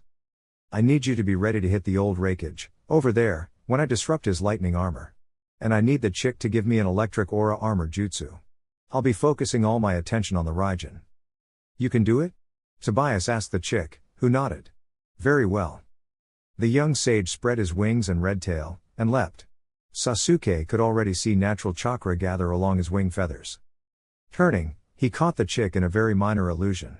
It didn't stop him from perceiving anything, in fact, just supplied extra information. Faster than talking. Obediently, the young Thunderbird pulsed alternating current at 50 cycles a second across his body. That would do for the initial clash.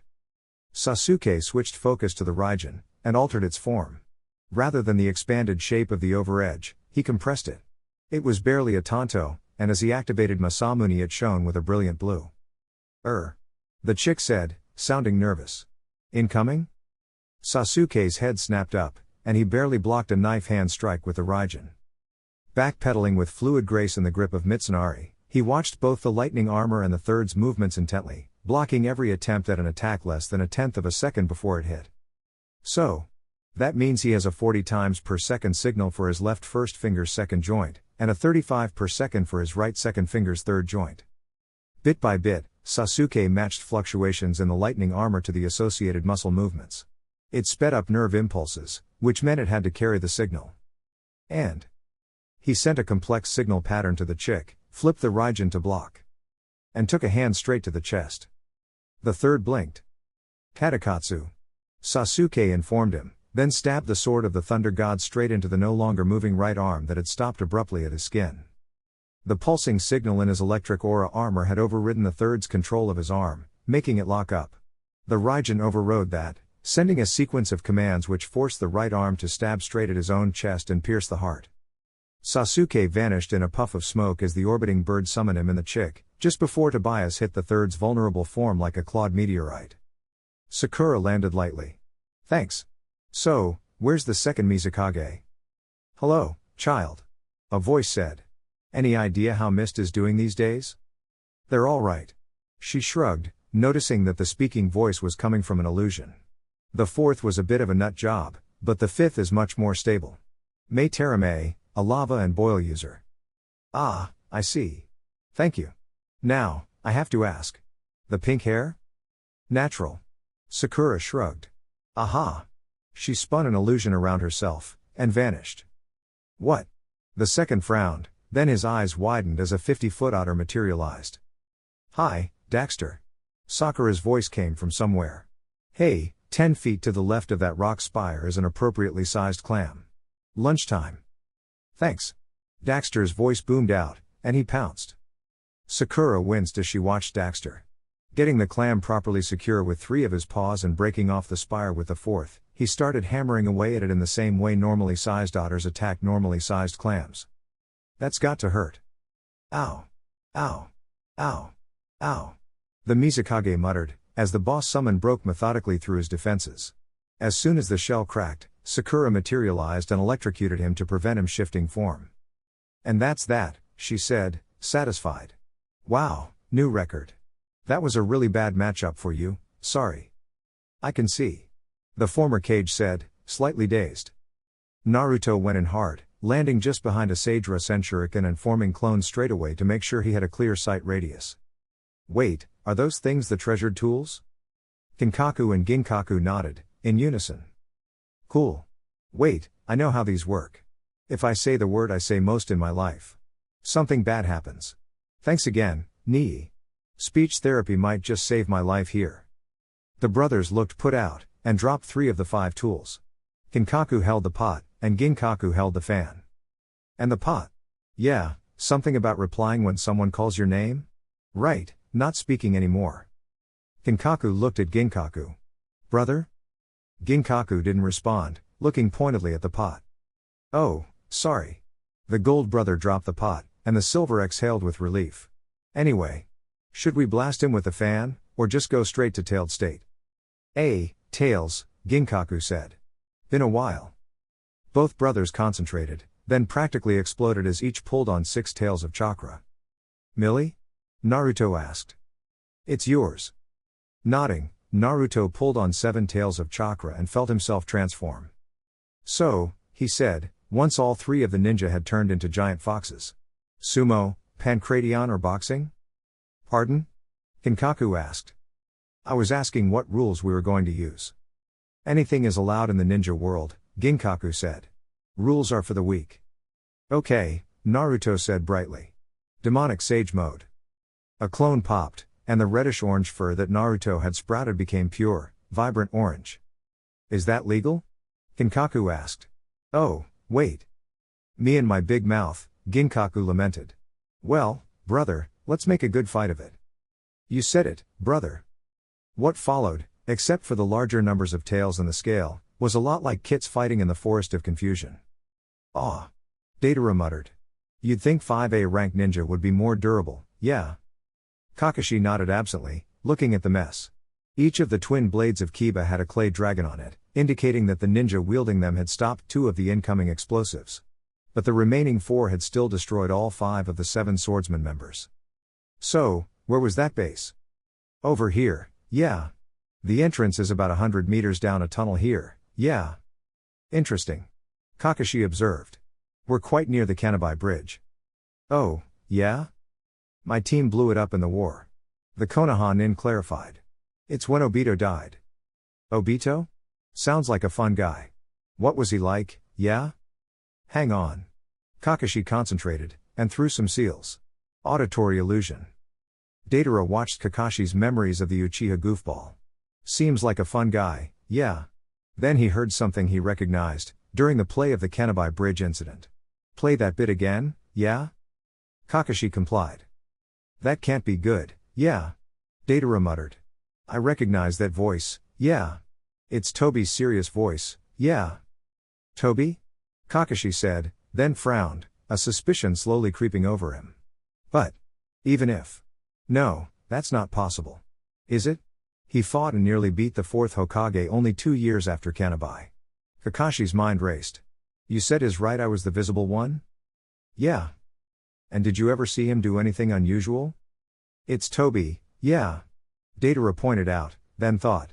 He has an intangibility technique, yeah. And a capture technique. Capture? He draws things into some kind of personal world, yeah? Then he brings them out again somewhere else. Pretends they were in his pockets, yeah, but I saw him once, yeah. Troubling. Kakashi admitted. My own eternal Mangekyo has the ability to banish things from reality, I don't know where they go. But if the shared concept of Obito's eyes were, hypothetically, the ability to connect to that world. Kakashi shook his head. I don't understand how he could possibly have become so twisted, though. Obito was a fun-loving child who treasured his comrades above all else. Tobi, by contrast, use the newborn Naruto as a hostage. Genjutsu? Deidara suggested. They can really screw with someone, yeah. It's still hard to believe. Fair enough. Could be I was mistaken, yeah. Naruto bashed Kinkaku repeatedly against the ground, until he finally went limp. Exhaling, the transformed young man surveyed the area. Two formerly six-tailed undead ninja gradually reverting, check. Cratered field of rubble about a kilometer across, check. Gaara, Sakura and Sasuke arriving, check. Hi, guys, he said, reverting slowly. These guys were a bit of a struggle. Hey, neat, the banana palm fan. Anyone else want it? The others shook their heads. Gaara solemnly pointed out that he was the one with the most chakra available by a factor of well over 100. Right, taking this. Sakura, you want to keep hold of the rest of them? Or shall I have Mandias keep them for now? That second option might be safer, Sakura said. I don't really have anywhere better to put things. Right. Summoning, Mandias. Hey, got some legendary weapons for you, old guy. Mandias blinked. What happened here? Two guys with 6 tails of Millie's chakra each. I basically grabbed them by the tails and used them as flails. Oh, and I got demonic sage mode working. The elderly sage shuddered. I dread to think. That explains the large number of craters in the shape of 6-tailed kitsune. Anyway, you mentioned legendary weapons? Yep. Naruto handed them over. 4 of the 5 treasured tools. Good thing you told me how they work. My pleasure. Gaara walked up to them again. This surprised the others, as they hadn't seen him leave. What were you doing? Destroying the brains. Standard zombie procedure. The Kazekage said calmly. Right. Here goes. Sakura muttered. Everyone on the lookout for traps. Or any of the remaining Akatsuki members. Wouldn't they have been caught in the genjutsu as well? You can never be sure. Besides, it doesn't work on non-living individuals. Did any Akatsuki member get killed without their body being destroyed? Don't think so.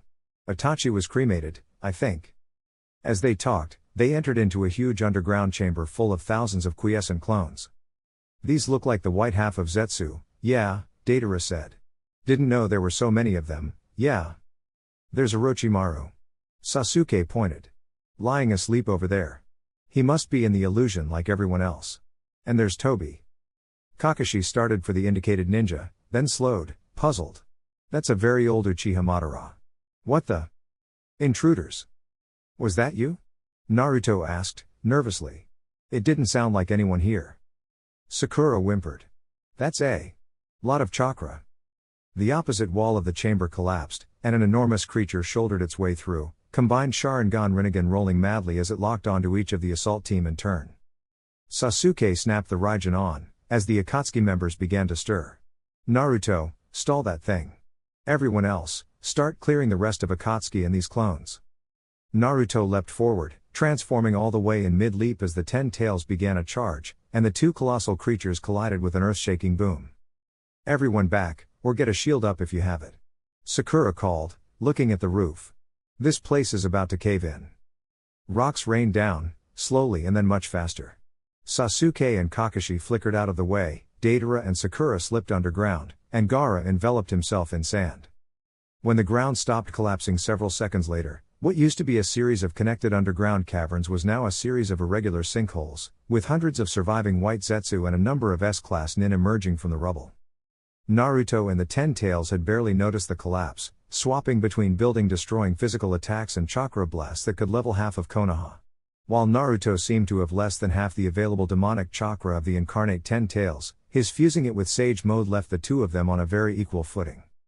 To the rest of them, that meant periodic backblast from explosions washing over them. Sasuke clashed with Kisame, using the full mobility of the smaller Raijin to keep the enormous Seimata away from him. Why are you following this guy, anyway? You mean Tobi? Or Madara? Kisame chuckled. Because of the promise of a world of truth. A world free from the deception of the world of ninja. I've been there, Sasuke said. And believe you me, it's not all it's cracked up to be. Mine was fine. Kisame shrugged. Seimata grumbled. Should your sword be doing that? I think it's annoyed it can't shave your sword's chakra. Kisame answered. That's the Raijin, isn't it? Yes. Sasuke reversed the blade for a moment to block a particularly nasty attack, then returned it to the normal grip. And I think you'd have done better in Konoha.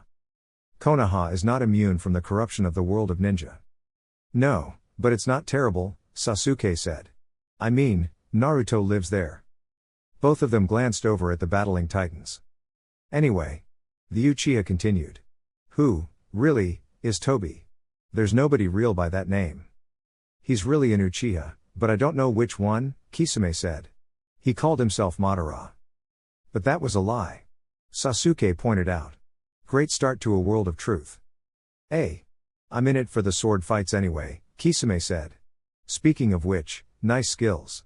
Didn't expect someone from Konoha to be all that good. I trained with the objective of beating Itachi for years, then trained to beat whoever else killed the Uchiha clan after that. Sasuke replied. Oh, and? He brought his free hand around, sparkling with the Chidori spear. Kisame's eyes widened, as he tried to cope with the sudden increase in the number of Sasuke's weapons. Despite the increase in difficulty, he still had time for conversation. Wait, Itachi wasn't the one who killed the Uchiha? No, it was mostly the Tobi person, Sasuke said. Why? Oh, just that you think you know a guy. Kisame tailed off, then spun Seimata in an improbable manner for anyone without water blade channeling and launched an attack combination. Deidara carpeted the rubble with explosives repeatedly. How many of these damn Zetsu are there? Sakura wove in and out of cover, zeroing in on Orochimaru. When she was about 50 feet away, he turned with the speed of a striking snake. Ah, the pink one. I didn't see you do much in the Chunin exams. Learned a little. Bite, since then? Well, I did unravel your curse seal. Interesting properties it has. Using natural chakra to stabilize opening the gates? Is that what Hugo does? Orochimaru wondered. That explains why birds like landing on him. You didn't know? All this time, you didn't know why it did what it did? Sakura sighed. Not very good at science, are you? Silence. I am the ultimate intellect, the one who has unraveled the secrets of life and bridged the gap between earth and heaven. Orochimaru reached into his mouth and drew out the Kusanagi from his mindscape. I think I'll kill you now. Catch me if you can. Sakura vanished in a swirl of petals, and a marbled water Rasengan nearly took his head off from behind. I am the legacy of the gods. Where did you go? Orochimaru asked the air. Seeing something, he fired a drilling air bullet at it, and killed a hapless Zetsu clone. Insight is my way, and mystery is my path. You can't hide forever. The snake Sanin went flipping through the hand seals for a summon, and brought out a brood of venomous snakes. Find the pink-haired one and kill her. I have seen and understood all things. An eruption of power shot out from the battling Baijuo, and would have bowled over any civilian. Orochimaru used the tree walking technique to stay attached to the ground. In both fire and water. A pair of otters moved like quicksilver through the rubble, launching javelins at any snake that showed itself. Leapt from earth to air. Snarling, Orochimaru fired off a swamp of the underworld.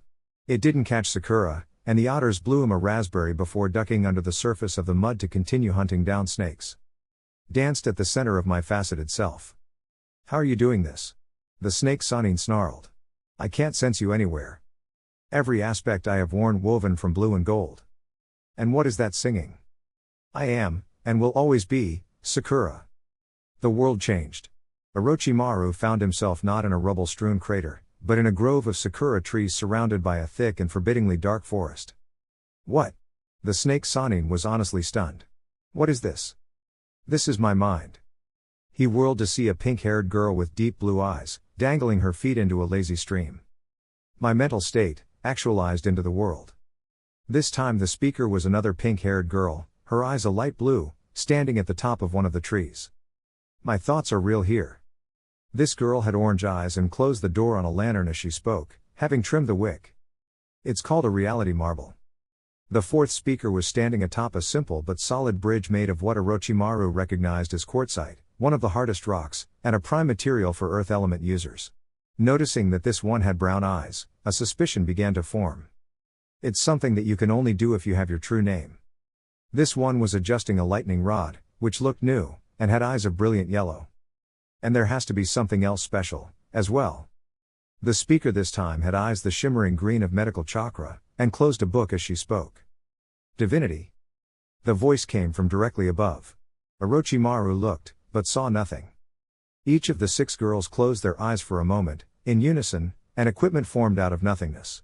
Golden light condensing into weapons, 6 kunai, a kusarigama, a great axe, a pair of chakrams, 2 long spears, and a dozen senbon. The one with the senbon, the green-eyed one, smiled. It wasn't a nice smile. Get him, girls. Gaara's first action, before he let down his sand defense, was to summon a small raccoon. I require your assistance. The raccoon nodded, and clambered up his clothes to rest around his neck. Gaara exhaled, slowly, and released the sand shield. An extremely old ninja faced him. I see you wear the robes and hat of Suna, boy. I do. Gaara nodded. It was simple fact. Who are you? Madara Uchiha. I have followed the path of the Uchiha clan back into history further than any other. His eyes blazed with the Mangekyo, and then contorted into the Rinnegan. And I will not tolerate my plans being interfered with now. Banshu Tenin. Gaara looked up, something warning him. He saw a colossal rock descending through the atmosphere. It looked like it was at least 100 meters across, and it was traveling so fast that simply compressing the air was heating it. The ground rumbled and cracked around him.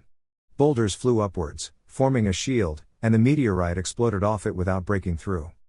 Remarkable, Madara said, frowning. That is Shukaku's power. But there is something more. He seemed to consider. You are a sage. I am not. Gaara denied. I merely have the aid of one. The raccoon. I see. Madara's eyes switched to the Mangekyo again. Then he must be dismissed. A sand shield slammed into place around Gaara, and several dozen boulders tried to kill Madara. He repelled them impassively, still staring at the cage of sand's hiding place. A single gesture, and the shield of sand tore apart. Another, and Gaara was forced to flicker out of the way as a chip of rock accelerated to supersonic speed nearly took his head off. Foolish.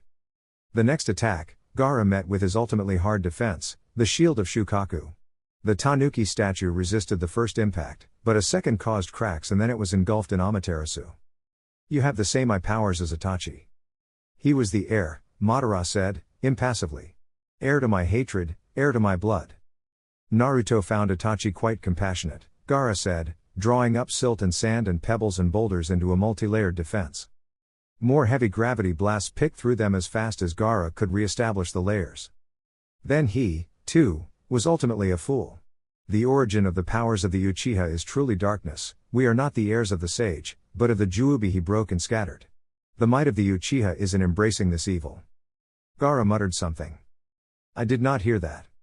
Sasuke's kind of not evil. I am not entirely sure how that happened. Nevertheless. The sword of Susanoo sliced through Gaara's defenses like they were paper. Gaara formed Shukaku's arms to try and distract Madara, hoping to re-establish his shield, and the elderly Uchiha touched them, and their chakra was drawn out, and they crumbled.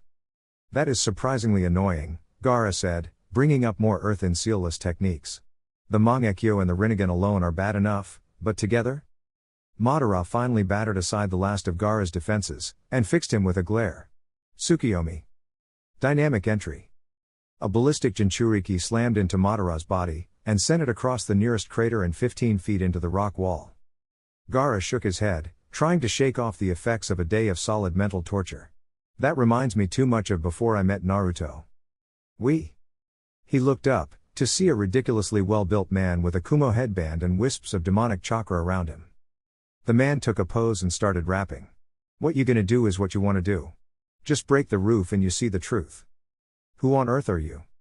I'm the bee, you know, and don't interrupt my flow.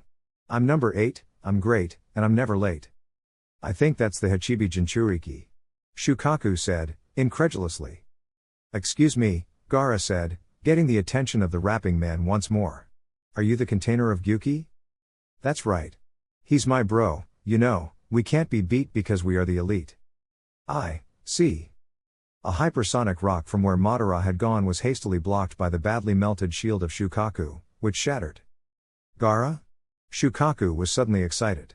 I can control the glass. Gaara nodded to his Baijuu, and started layering defenses again. I will handle defense. Distract him, and I may be able to destroy his animation seal. How? Apparently my Baijuu's powers include the control of glass as well as sand. If I can find the seal, I can destroy it. That's a neat power. Anything else you got, number 8, in the 11th hour? Gyuki's response went unheard by Gaara, but he strongly suspected it was profane. So, Kakashi said, quietly. Who are you really? Toby stared impassively back. That is something you do not need to concern yourself with. Kamui. Kakashi's eye sucked Toby's mask into a wormhole, revealing the badly damaged face of Obito Uchiha. So, Datara was right. It's you. Obito said nothing. I have just one question, Kakashi continued. Why? The Uchiha blinked. Pardon? Why? Why, and how, did you go in less than 2 years from being a ridiculously optimistic newly promoted Chunin, to being a complete and total psychopath who was nearly able to outfight Minato Namikaze and was willing to murder a newborn child in cold blood? Kakashi rattled off. Oh, and why did you kill off the Uchiha clan? I'm not sure I understand the question. Pull the other one. I mean, you should already know the answer. Oh, and another one. When did you get the Mangekyo? When Rin died. No, that doesn't make sense. You had it before Rin died, Kakashi said. The only way you could avoid Sensei killing you in less than a second after you threatened his son is your phasing technique. Rin died about 6 months before that, Obito said, in the tones of someone explaining things to a child. No, Kakashi said, shaking his head. She didn't. The Kyuubi attack killed her. She was caught in a building collapse when one floor of the hospital gave way. That's a pathetic lie. Obito suddenly snarled. You killed her.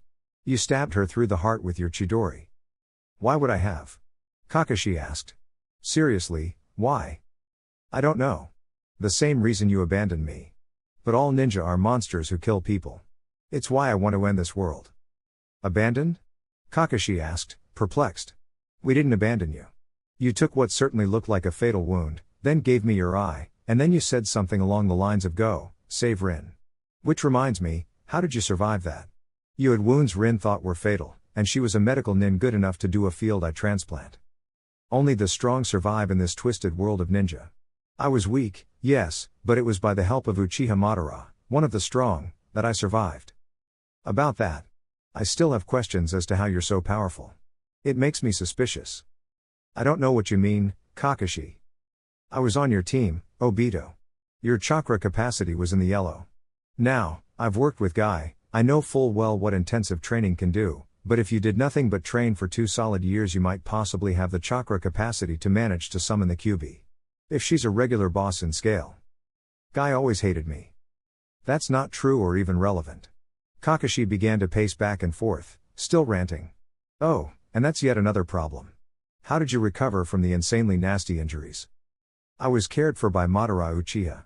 He alone of this world of ninja showed me compassion, because he had a plan to end all loss. You mean the illusion? Obito nodded. Then that's even more ridiculous. First off, Madara is a notorious traitor and filicide. Secondly, the Moon Eye plan makes no sense. It is a perfect world. It's a heaven-viewing illusion with a bit more subtlety, that's all it is. Let's say that it's a shared world. What happens if 2 people have the dream to be the best at something? And if it's all individual worlds, then it destroys all human interaction to replace it with copies that go through the motions of interacting, trapping a person inside their own head. Kakashi blinked. Actually, by now several thousand people have probably died, because they were somewhere that falling suddenly comatose would kill them. Like mid-jump. And if this persisted, everyone in the world would die in only a few days of dehydration. It was Obito's turn to frown. And one last question. You say the ninja world is full of nothing but hatred? That it's the worst place you could possibly be? It is, Obito insisted. Once my eyes were opened by Madara, I saw the truth. Obito, you were buried under half a ton of rocks. You might have brain damage. The only other people who knew the full plan were these Zetsu clones. Kakashi kicked absently at one which was trying to eat his shoe. And they're morons. But my point is, how do you know you're not in the reverse form of the Moon's Eye illusion? Obito opened his mouth, ready to hurl an angry retort. And stopped. I don't. I can't. Finally. Neither of them had spoken. In fact, whoever it was that had spoken, with a harsh voice, was behind Obito. The Uchiha turned, phasing his body to keep himself safe, and was nailed by a glare from a red-black pinwheel. The 10 tails shuddered, pausing suddenly and allowing Naruto to escape out from under a devastating blow. You have no idea how long it took me to get here. Kakashi glanced from the apparently unconscious Obito to the large, black crow hovering in front of him. Who are you? I am Shiga Hide, of the Crows. Itachi gave me the mission to bear Shisui's eye and use it on any Uchiha who was a threat to Konoha. The crow shook his head, still hovering. It took me hours to get here. That new summoner of ours only just summoned me before the illusion activated, and I had to fly here by wing. Shiga Hide then glared at Kakashi. And if I hear one joke about as the crow flies. What in the name of the Rikudo Sennin have I been doing? Obito muttered, coming to. The moon? Seriously? Kakashi looked at the crow. Either you broke him or you fixed him, I can't tell which. I'll take it. There was a hell of a lot of black chakra in there, just so you know. Shiga Hide informed Kakashi. Corruption, I think. It was overlaying his emotions, and his critical thinking skills probably took a bit of a hit too. That does make sense, Kakashi said. Sakura condensed herself out of the air. Wow, reality marbles take more out of you than you expect. Oh, hi, sensei. Orochimaru's dead. He is? Obito asked, from the floor. Oh, hi, Sakura said. Wow, lot of corruption residue on you.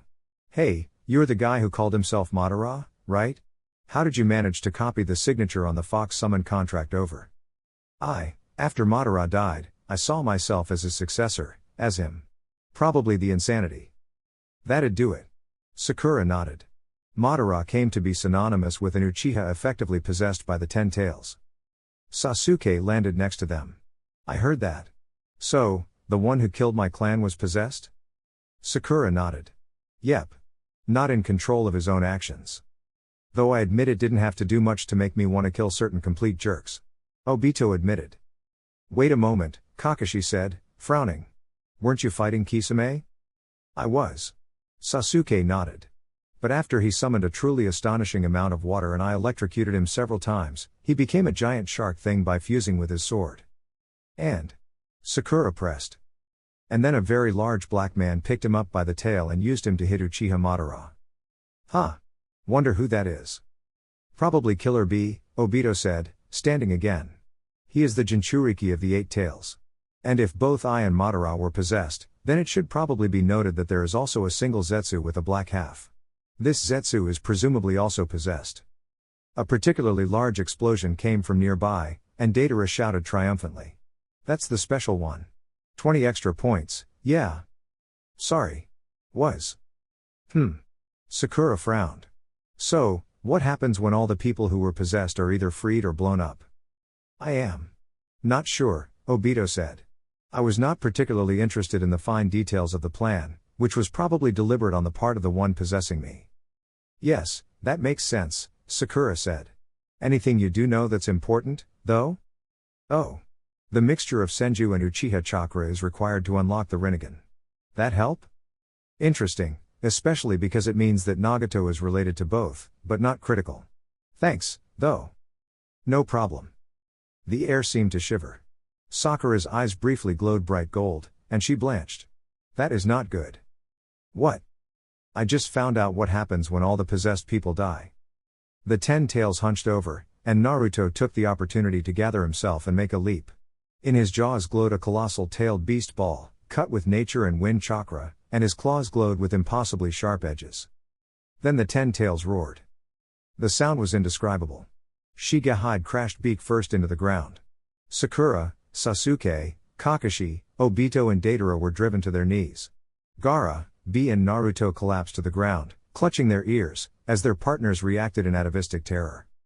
Blue dragons of light erupted from the Ten Tails, soaring in their hundreds into the sky, and then converged on the three Jinchuriki and the Gold and Silver brothers' corpses.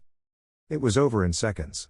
Gaara and Killer Bee lay dead, bodies next to those of the foes they had only just beaten, and Naruto was left gasping and clutching at the terrible wounds the forced extraction had caused him.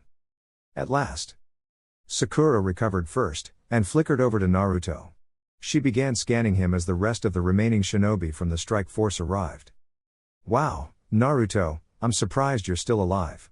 This kind of spiritual trauma would kill almost anyone. Naruto grinned weakly. Runs.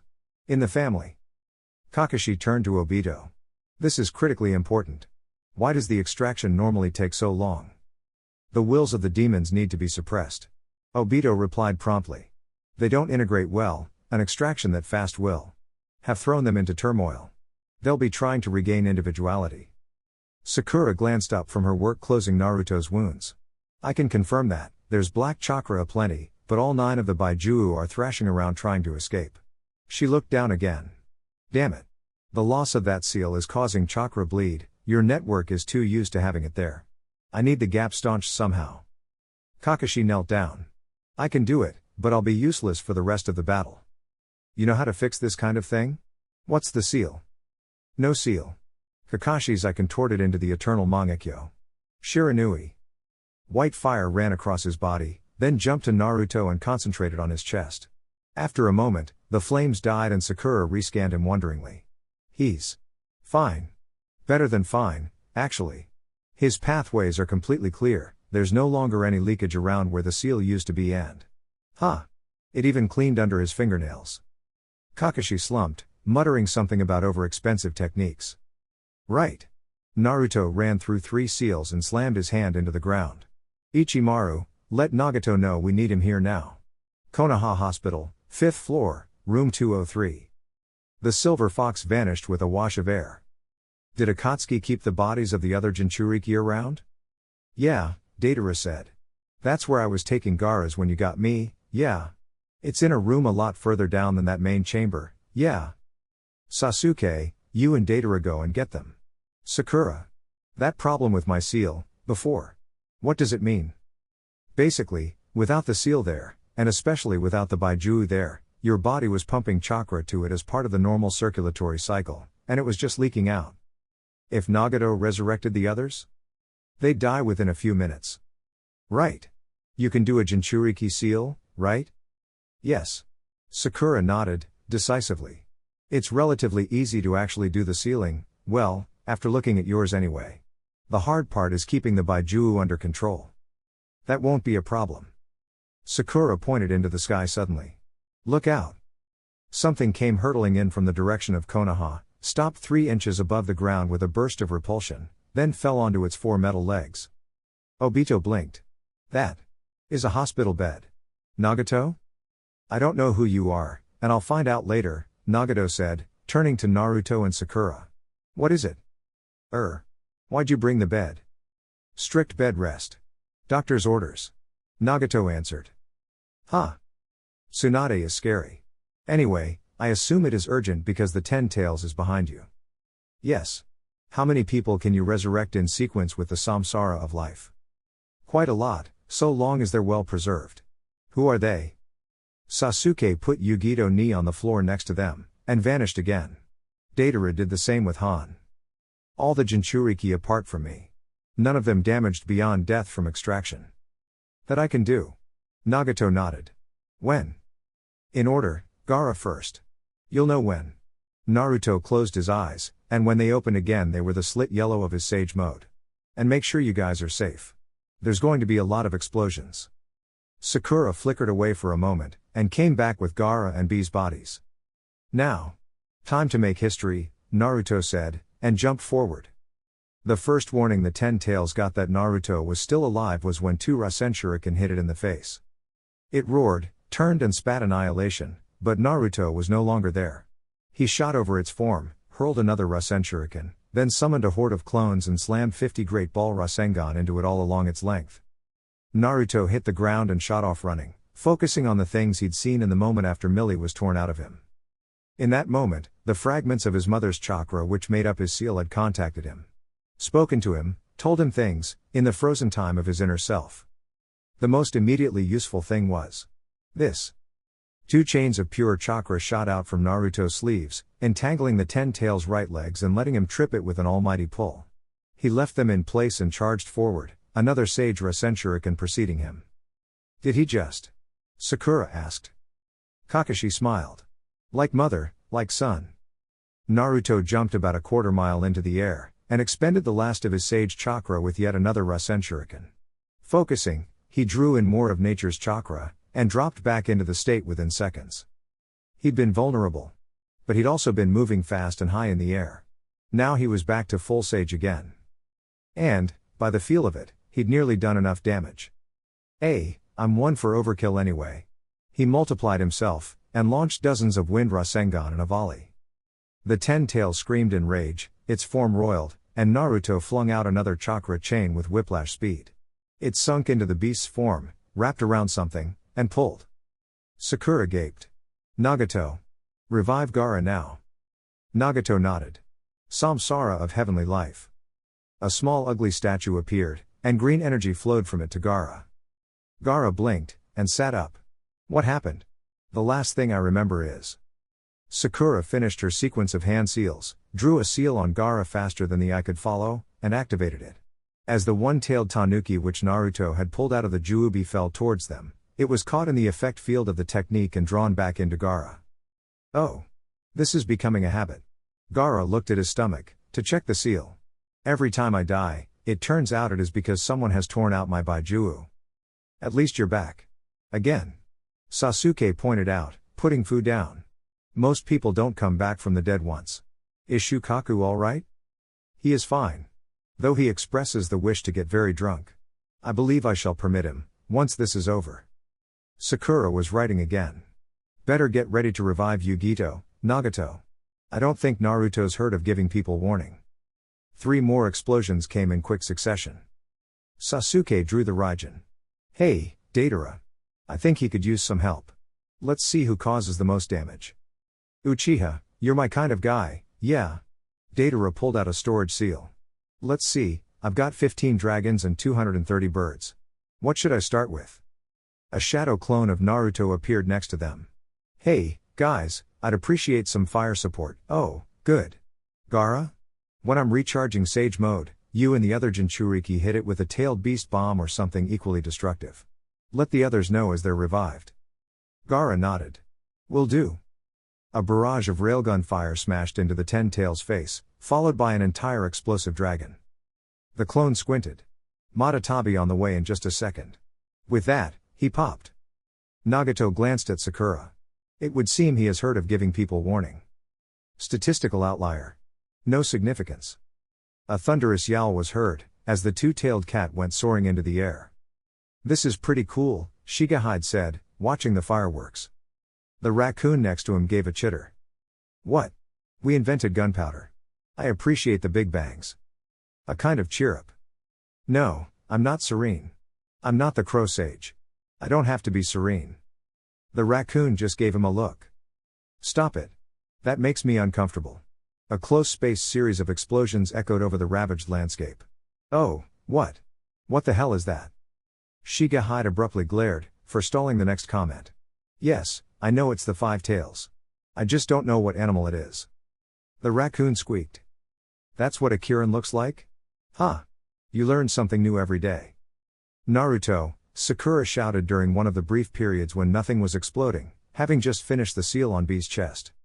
A shadow clone appeared next to her. What is it? When you take the 8 tails out, then the Juubi will become a lot more stable since the vast majority of its power will be millies. Do you have a plan for that? Yeah. Naruto nodded. Oh, that reminds me. Who has the best emotional control, you, Sasuke, Kakashi, Deidara or Sai? Sakura thought for a moment. Sai. Good. Get him here via that crow, and set him up with a containment seal. The clone dispelled as Naruto's Sage Mode ran out again, and 7 Baijuu balls hit the 10 tails in quick succession while he recharged. Up until this point, the various Baijuu he'd removed had been relatively small fractions of the whole. Even the 7 tails, now resealed into Fu, had been a mere 14%. But when Naruto sent his chains into the Juubi's form and pulled out Gyuki, a full third of its remaining chakra was torn out. The backlash was substantial, and more to the point what was left wasn't enough to sustain a 10-tailed form.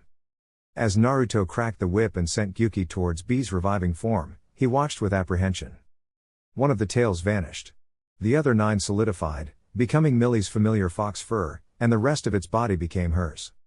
Nevertheless, there was still a lot of corrupted chakra in there. Rather than fighting the 10 tails, he was fighting a mind-controlled Millie. Hey, screw it. You ready, Dad? After a moment, Naruto nodded, seemingly to himself. Good. One last Sage Mode charge, and he shot forwards just as the nine-tailed demon fox set itself. Earth wall. The giant fox looked puzzled for a moment, then was launched 200 feet into the air by a rock wall which punched out of the ground. 50 clones appeared, and threw Wind Rasengan followed by Big Ball Rasengan. As the fox finally came hurtling back down, 6 full seconds after takeoff, Naruto span up a Rasen Shuriken and left a clone holding it underneath Millie.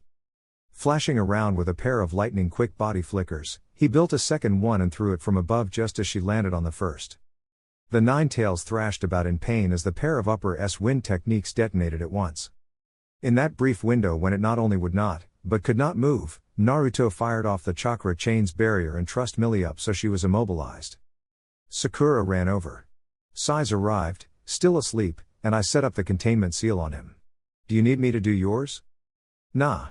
Naruto walked forward to the enormous, thrashing muzzle, and placed a hand on it. Dad's got this. Sakura blinked. Pardon? Way back when she first got sealed in me, Dad put fragments of himself and Mum in the seal. Mum taught me how to do the chakra chains, and Dad's got the strength to reform my seal once. Naruto grinned. Good thing he never had to do it before now. No kidding. Sakura muttered. The 2 4-symbol seals blossomed on Naruto's torso, then hardened into their customary form. Millie dissolved into red chakra, which flowed into the seal, and, as the vast amount of chakra poured back into Naruto, black residue accumulated on the outside. Neat. Yeah. No non-Millie chakra allowed. Shove it into Sai, he'll annoy it more than it annoys him. Naruto grinned, then frowned. Hey, look. When she went from solid to intangible, something fell out. Hey, Sasuke. Mind checking what that was? Sasuke appeared next to it. Huh. It's that monk kid. Sora? Naruto checked. Wow. Wonder what he was doing in the 10 tails. What was he doing? Kakashi asked Obito. Extraction takes time, alright? I kidnapped him, and then threw him into the statue's mouth hole. It had to get Kyuubi chakra from somewhere. After about 30 seconds, the process was complete. Sakura, hands glowing blue, gathered up the residual black chakra and flickered over to Sai to make him the container of it. This particular pair of 4-symbol seals had no convenient gap for leakage like the others. Safety first. Naruto, meanwhile, collapsed onto the floor of the crater with a grin. Good to have you back, Millie. Good to be back. Wow, I was angry when that nasty 10 tails was in charge. Does it need counseling? Need it or not, now that it's sealed into Sai it's going to get it. Hey, kid. The crow said, flying overhead. Yeah? One of those last death beams the 10 tails fired scored a trench clear to the sea. You'd better move, or you'll be underwater. Naruto bounced back upright. Thanks for the warning. Anything else left down here? No, that Sora kid got moved out of the way by Sasuke, and now the Rinnegan user is reviving him. Cool. Naruto set off running, and jumped out of the crater complex as it began to fill. Ah, good, Sakura said, as she concluded the sealing process. That should have finally broken that illusion.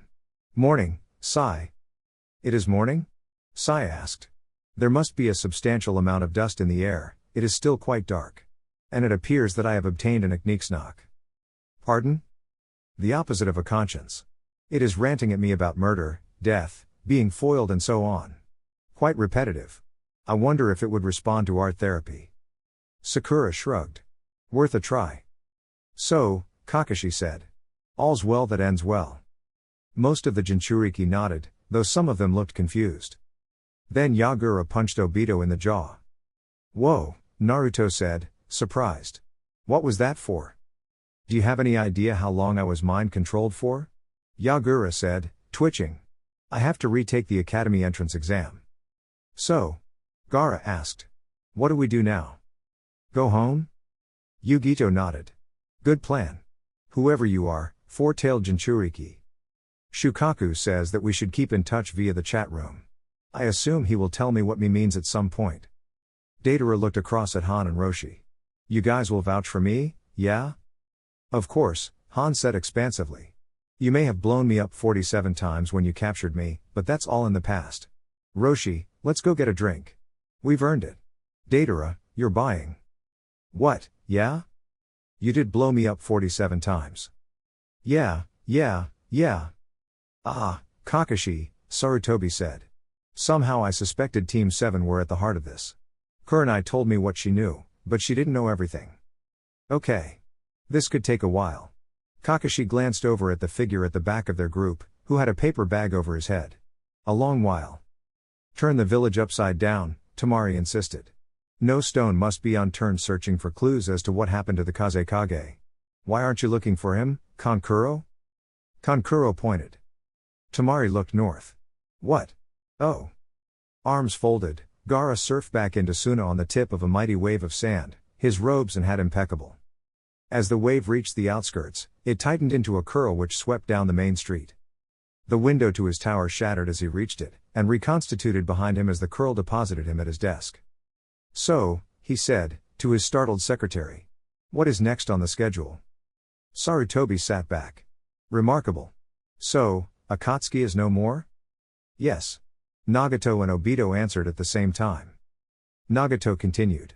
I am going to create a humanitarian organization, but to call it Akatsuki like my last one would be confusing. Well. Sarutobi steepled his fingers. Firstly, Obito Uchiha. You are to be checked by Inoki Yamanaka, and if you pass that test one will call what you've been doing for the last 17-odd years convalescence.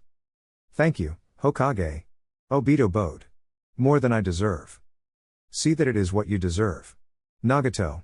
Why are you in that bed? I have to admit, I'm impressed you got it to walk, though. Bed rest. Unusual definition. The third pondered. Kakashi, you're assigned to keep an eye on Obito and Sai for signs of Juubi influence. Wait, Naruto said. What about him being the head of Team 7? That's the other thing. Sarutobi looked satisfied. The timing of this confrontation is most helpful, the Jinan exams were yesterday. Team 7 is hereby dissolved, and Naruto Uzumaki, Sasuke Uchiha and Sakura Haruno promoted to Jonin. Report to the mission room tomorrow to find which teams you've been assigned to test and teach. Floored, the three newly promoted Jonin could only give stunned nods. And, finally, Sai. Light duty for now. And regular counseling sessions. I understand, Sai said, calmly. Mei and her bodyguards mirror traveled to the outside of the village courtesy of Haku. What is the reason for the alert? 2 large chakra signatures were detected. The sentry commander replied. They have been approaching slowly. Hey! A familiar voice called out. Anyone home? Yukitaka? Mei replied. What are you doing alive? Long story. Hey, can we come in? We have swords. A quiet voice added.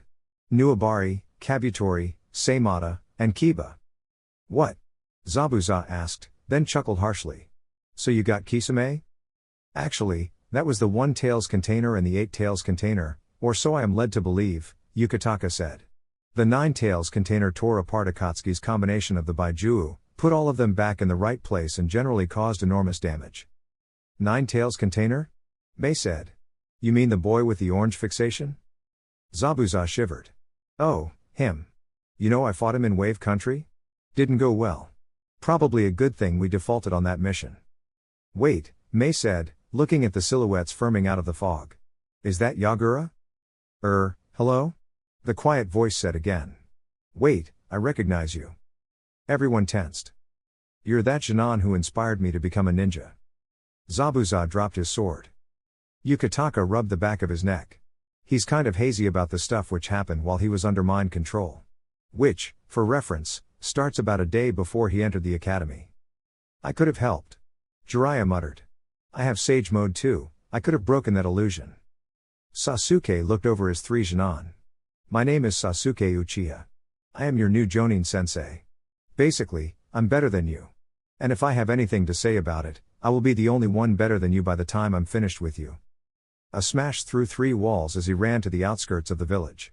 B. You better have a good reason for pretending you were dead. Look, bro, no diss, you know, but I had to take a holiday or I was gonna blow. And look who I found, underground, when I was around. Yugito kicked B in the back of the knee, and walked past him as he collapsed to the floor. I was the one revived first, B. Sorry for my long absence, sir. There was a death in the family. Whose? Asked. Mine. I know it's your family. But. No, sir. I died.